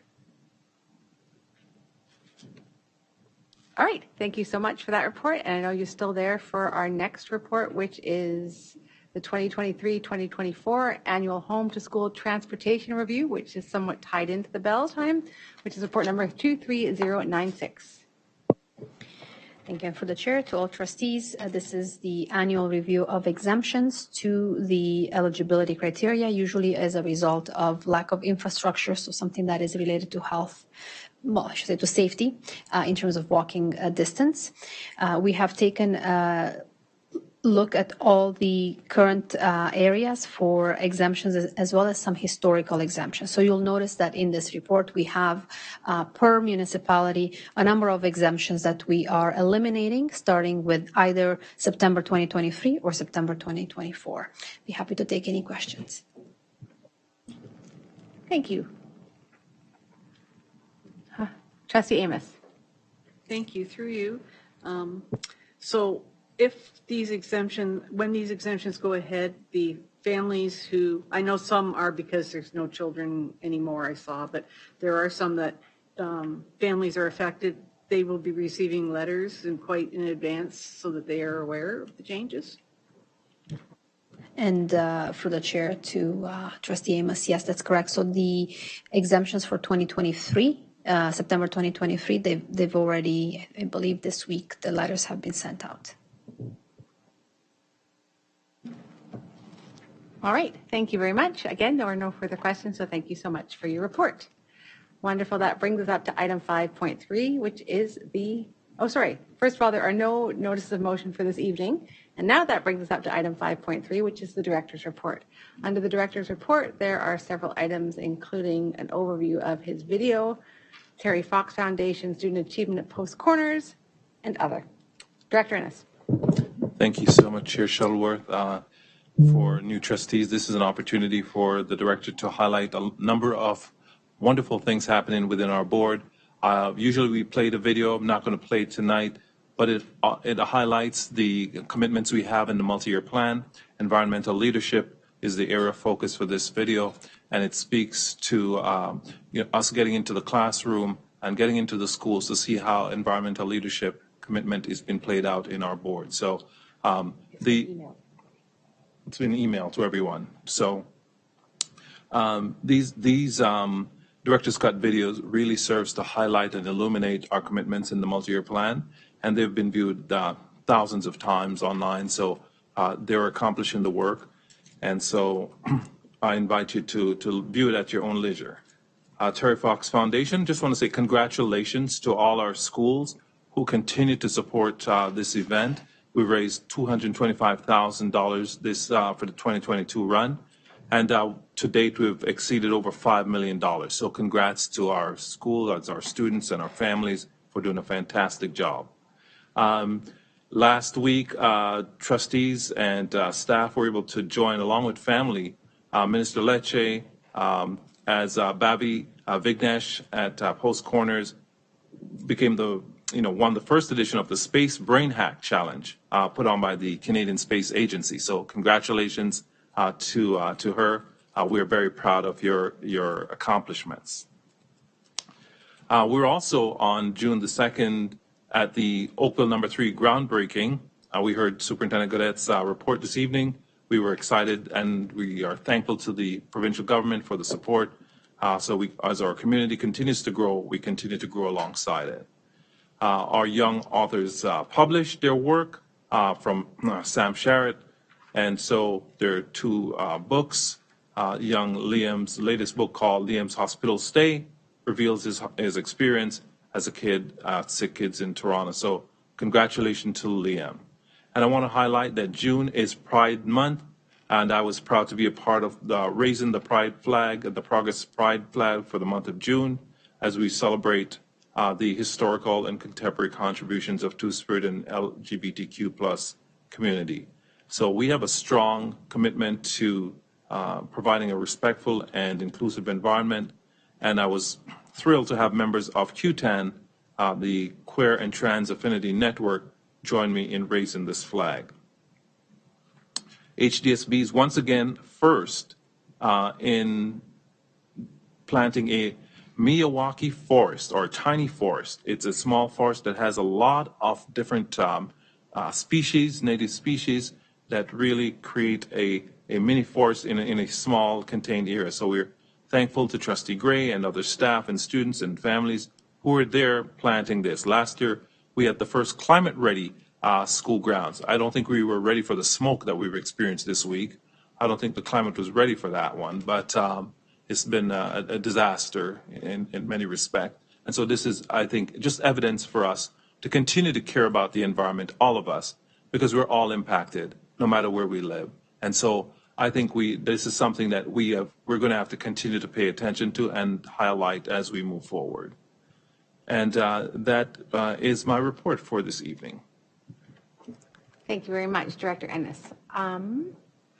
We'll move on to communications from the chair. There is one report attached to the agenda, but you were also sent it out individually, which gives you some information on school bus drivers. Do we have any committee reports this evening?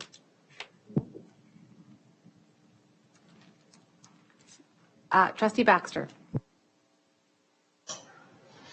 Yes, thank you. Through you, Chair, to all trustees. I have a report from SEAC. This is the first time, I believe, that I've brought a report from SEAC. We are starting a new 4-year term. There are many of us that are new on the committee, and we spent quite a lot of time since our first meeting in February getting acquainted to the committee and our roles and each other. And so I just have a brief update. Last night, as was mentioned earlier, was the last Special Education Advisory Committee SEAC meeting for this school year.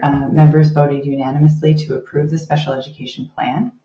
We had an opportunity to say thank you and goodbye to Sean Marks, who is wrapping up his 5-year term as Principal of Special Education, and welcome Conan Spruan, who is currently Principal at WH Morton in Oakville and brings extensive special education knowledge and experience to the role. As I mentioned, this 4-year term of SEAC began in February with our first meeting. We've had monthly meetings since, with extensive learning opportunities, with staff presentations, staff coming to talk to us from student well-being, Indigenous rights and education departments, budget presentation. We now have SEAC members established and serving to provide representation on several board committees, including accessibility, mental health and student well-being, the Human Rights and Equity Advisory Committee, and the Indigenous Advisory Council. And that concludes my report from SEAC. Thanks so much. Thank you so much, Trustee Baxter. No more. OPSPA update, item 5.5. Do we have any items for updating from OPSPA? I know that this week is the AGM, so apart from that, I know 2 of us are already there. Yes, I would just say it's the AGM, the elections at Central West. I look forward to any trustees that have put their names forward for either of the work teams. And hopefully we'll see you tomorrow. We have Board of Directors starting at noon tomorrow, but hopefully we'll see you after that before the reception. Thank you very much. I think it's a little bit past 10. We still have trustee questions and comments, which I think might take about a couple of minutes. So can I have somebody make a motion to extend for 10 minutes? Do I have a seconder? Trustee Breton, any discussion? Any objections? All right, approved by unanimous consent. We're extending for 10 minutes, and that brings us up to trustee questions and comments. Are there any? Trustee Zhang. Thank you, Chair. I have a quick report. So the recent Take Your MPP to School Day event, I know in my Burlington Wards 3 and 6, we have MPP Effie Triantafil Loveloss and MPP Natalie Pierre. They are both very busy, so from their busy schedule, I'm very lucky to invite them to visit total 6 schools. During the school visit, actually this is a very effective visit. During the schools, we visit the music classes, and we see the school students' projects, and we also enter several special education classrooms, and we see and also we see the one school construction site.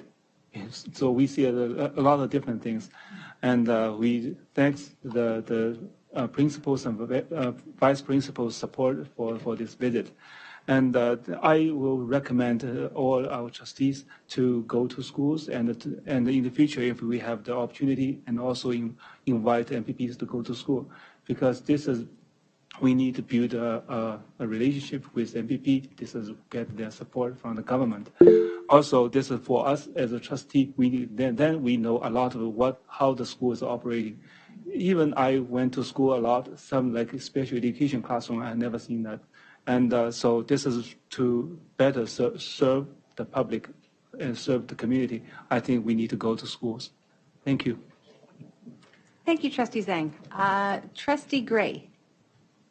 Yes, if I could just back up Trustee Zhang's report in that I also had the privilege of having MPP join me at 3 Acton schools, TED or not. And the whole purpose of taking our MPPs to schools was to introduce them to some of the wonderful programs that's happening in our schools, but also to some of the challenges that exist. And I think it was very informative morning spent with there was Superintendent Padre Barrick, myself, and MPP Ted or not. And as Trustee Xing has said, we highly recommend that this is an actual very positive practice to put into our future. And it's part of the OPSPA advocacy initiatives. And so thank you very much. I know also want to kudos to Trustee Baxter, who also, along with Trustee Rocha, had the opportunity to tour an MPP in their schools. Thank you. Thank you.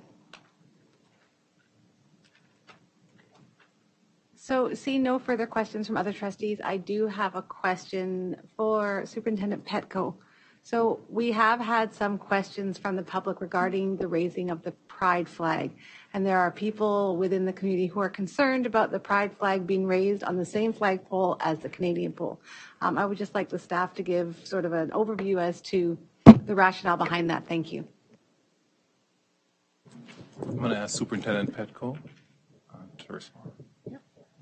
Thank you, Director Ennis, and through you, Chair Shuttleworth, to all trustees. Thank you for the question. It's an important one. As Director Ennis already mentioned, as public schools, we engage in learning that absolutely recognizes and honors the lived experiences and contributions of all of our students and staff members. And within our schools, we have a diverse range of individuals and groups, including Indigenous peoples, racialized peoples, differently abled individuals, diverse genders and sexualities, people of varied faith, and so forth. Our 2S LGBTQ plus education aligns absolutely with our broader aim of safe and inclusive schools for every student and all of our community members. We assume that all identities are present in our school system and in our communities, and therefore we have an obligation to represent all identities through our curriculum and to promote safety, security, respect, acceptance, and genuine inclusion for all. It is a reality that many of our gender and sexual diverse students, families, and community members do not feel safe and do not feel welcome, have a genuine sense of belonging and feeling of welcome at school or in our communities. And certainly our student census data clearly demonstrates this.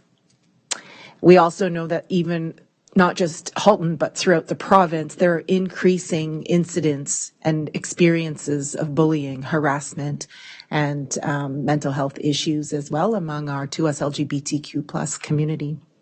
Therefore, absolutely, it is our duty to ensure that we create and maintain and sustain safe spaces for all. Displaying, so then I come to the question of the flag. Displaying and flying the pride flag is our public and firm commitment to our students, families, and community members to ensure safe, welcoming, respectful, inclusive environments in every board site. I'd like to share with you that those of you perhaps who have been on the government website describing how our Canadian flag or the manner in which we may display the Canadian flag or other flags is to be conducted. And I would like to iterate very clearly that there is no legislation that mandates how we fly flags. They are merely guidelines that we may follow if we are able. And therefore, it's not mandatory for individuals or organizations to follow that. And so what is our protocol at Halton District School Board? Certainly, if there's an ability to use a second flag pole, we use that, and the pride flag may be hung proudly on that second flagpole, but it is the case in our board, as it is across Ontario. Most board sites, and I'm speaking of schools, do not have a second flagpole. And therefore, the protocol, based on past practice, is that the flag may be flown proudly below the Canadian flag, and as long as it is of a size that is not larger than the Canadian flag, then it may be flown as such. So that's my response in terms of the rules and manner in which our flag is flown. Thank you. And I do have somewhat of a follow-up, not for this, but for Director Ennis and for our trustees in Milton. I know that last Thursday I heard there was a heightened absentee rate in schools. I know there was messaging sent from the principals in each schools, but what have you heard? So for the trustees, what have you heard from the communities? And how are we as a board addressing this issue in supporting our greater community? So you're looking to hear what we've heard from our communities? Yes, please. Okay, I can speak to that. I've received a number of emails and Facebook messages, and it's all been one-sided. It has all been parents who are concerned about the absenteeism and about the perceived notion that that will lead to a lack of inclusivity and a lack of ultimate safety for LGBT students. I have not received a single message that spoke against raising the pride flag. Every message I've received has been from a parent who was frustrated and disheartened, as I am, by the high absenteeism in our Milton schools, because I believe Milton had a higher degree of absenteeism than did the other municipalities. So that is what I am hearing in my community, is that frustration, that disheartenment, and that fear that our students will feel unsafe and unsupported by their fellow students in their classroom.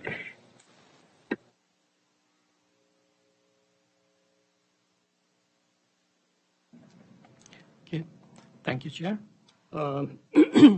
As Trustee Danieli rightly said, and I have also received like many emails from parents from both sides, and those were mainly concerns that the absenteeism is actually a hateful display.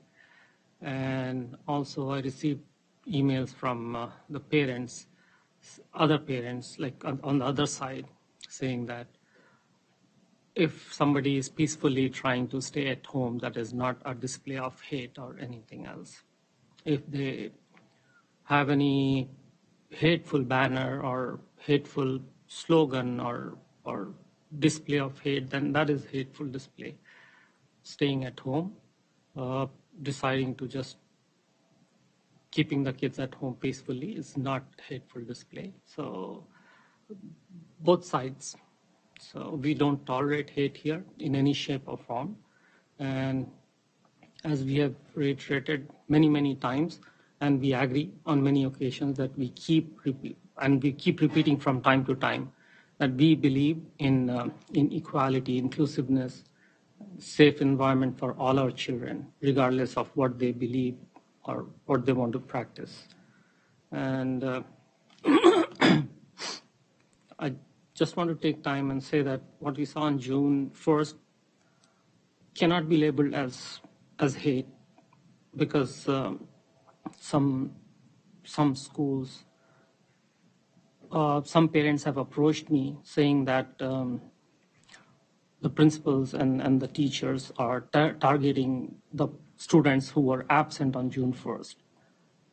And those students are being grilled, being questioned, being given a different treatment. And I'm collecting the emails and evidences and everything. Eventually I'll bring it to the board, but I've had many parents approach me saying that the teachers are putting it in a way where they're coloring it like a hate, which it is not. That is not hate. And if it was a peaceful display of, suppose, disagreement, if anything, then why label it as hate? Let's work with everyone. Let's try to unite people instead of just taking this side or that side, or just adding fuel to the fire. Let's not do that. Let's spread love. Let's unite people. If we see open, clear display of hate from any side, we will address it. For now, there is no hate. At board, we should work to include everyone and unite everyone. Thank you. Director Ennis. Thank you so much, Chair Shuttleworth. I think it's important that the entire school board and the entire community understand that at the Halton District School Board, we support a space of inclusion, a space of belonging to us LGBTQ plus students and for every other student. That needs to be a loud and clear message that reverberates through the entire community where we stand. I also would like to say that it's important that we not use this moment or these opportunities to create separation, as Trustee Ahmed said, between communities. I think it does not serve communities well, particularly communities that have been vilified. And so it is important that we seek bridges and seek ways to work together. But we must do so in a spirit of inclusion of all, including our 2S LGBTQ plus students. That message needs to be clearly sent. I know that a Human Rights and Equity Advisor party has been working with the community and communities in responding. So I wonder if he has any further reflections. Sure. Through you, Chair Shuttleworth, and following up on some of the comments of Director Ennis, the approach that I think the best approach in terms of individuals to understand that we're taking as Halton District School Board is one that's guided by human rights and philosophically engaged through what we call community development. And that's being able to come together to listen, to share, and to engage so that there is a greater understanding in terms of expectations and recognizing the responsibility for us as a board, having an understanding that freedom of religion under the Charter extends to the right of parents to raise their children in conformity with their own religious convictions, free from any compulsion or indoctrination in education pertaining to the children's religion, creed, or morality. Equally, there is no broad right to be exposed to views and beliefs that contradict with or differ from one's own, including in-school curriculum. And these are based on both decisions and comments of the Supreme Court of Canada. And it's through that spirit of both human rights and community development that we're going to move forward as a board and as a community to make sure that there's a sense of safe space for our students. Thank you. Seeing no further questions from trustees, we're now up to public questions. So I will check with Vice Chair Rocha. Oh, Trustee Ahmed. Yes. So sorry about interrupting you. We have received one email where there is a threat of violence from one parent from Sam Sherrod. We saw that. That parent said that. Pardon me? Oh, okay. Okay. So one parent, one email we received, it has a threat of violence. So maybe we need to address that. All right, thank you. So thank you, Trustee Ahmed. Vice Chair Rocha, can I check if there are any additional questions from the public that need to be answered this evening? There are two questions received from the public. One concerns, and I will not read the question in its entirety. One talks about, addresses the health and safety policy and in relation to Pride Month. There are some curriculum type matters in the question, so I will ask Director Ennis to have one of his staff members contact the person directly. They also question some of our delegates this evening, and I want to let the public know that when we have delegates present their opinion, and they can express whatever opinion they want. And if anyone has an opposing opinion to the health and safety policy, then they are welcome to delegate. And our delegation policy procedures are on our website.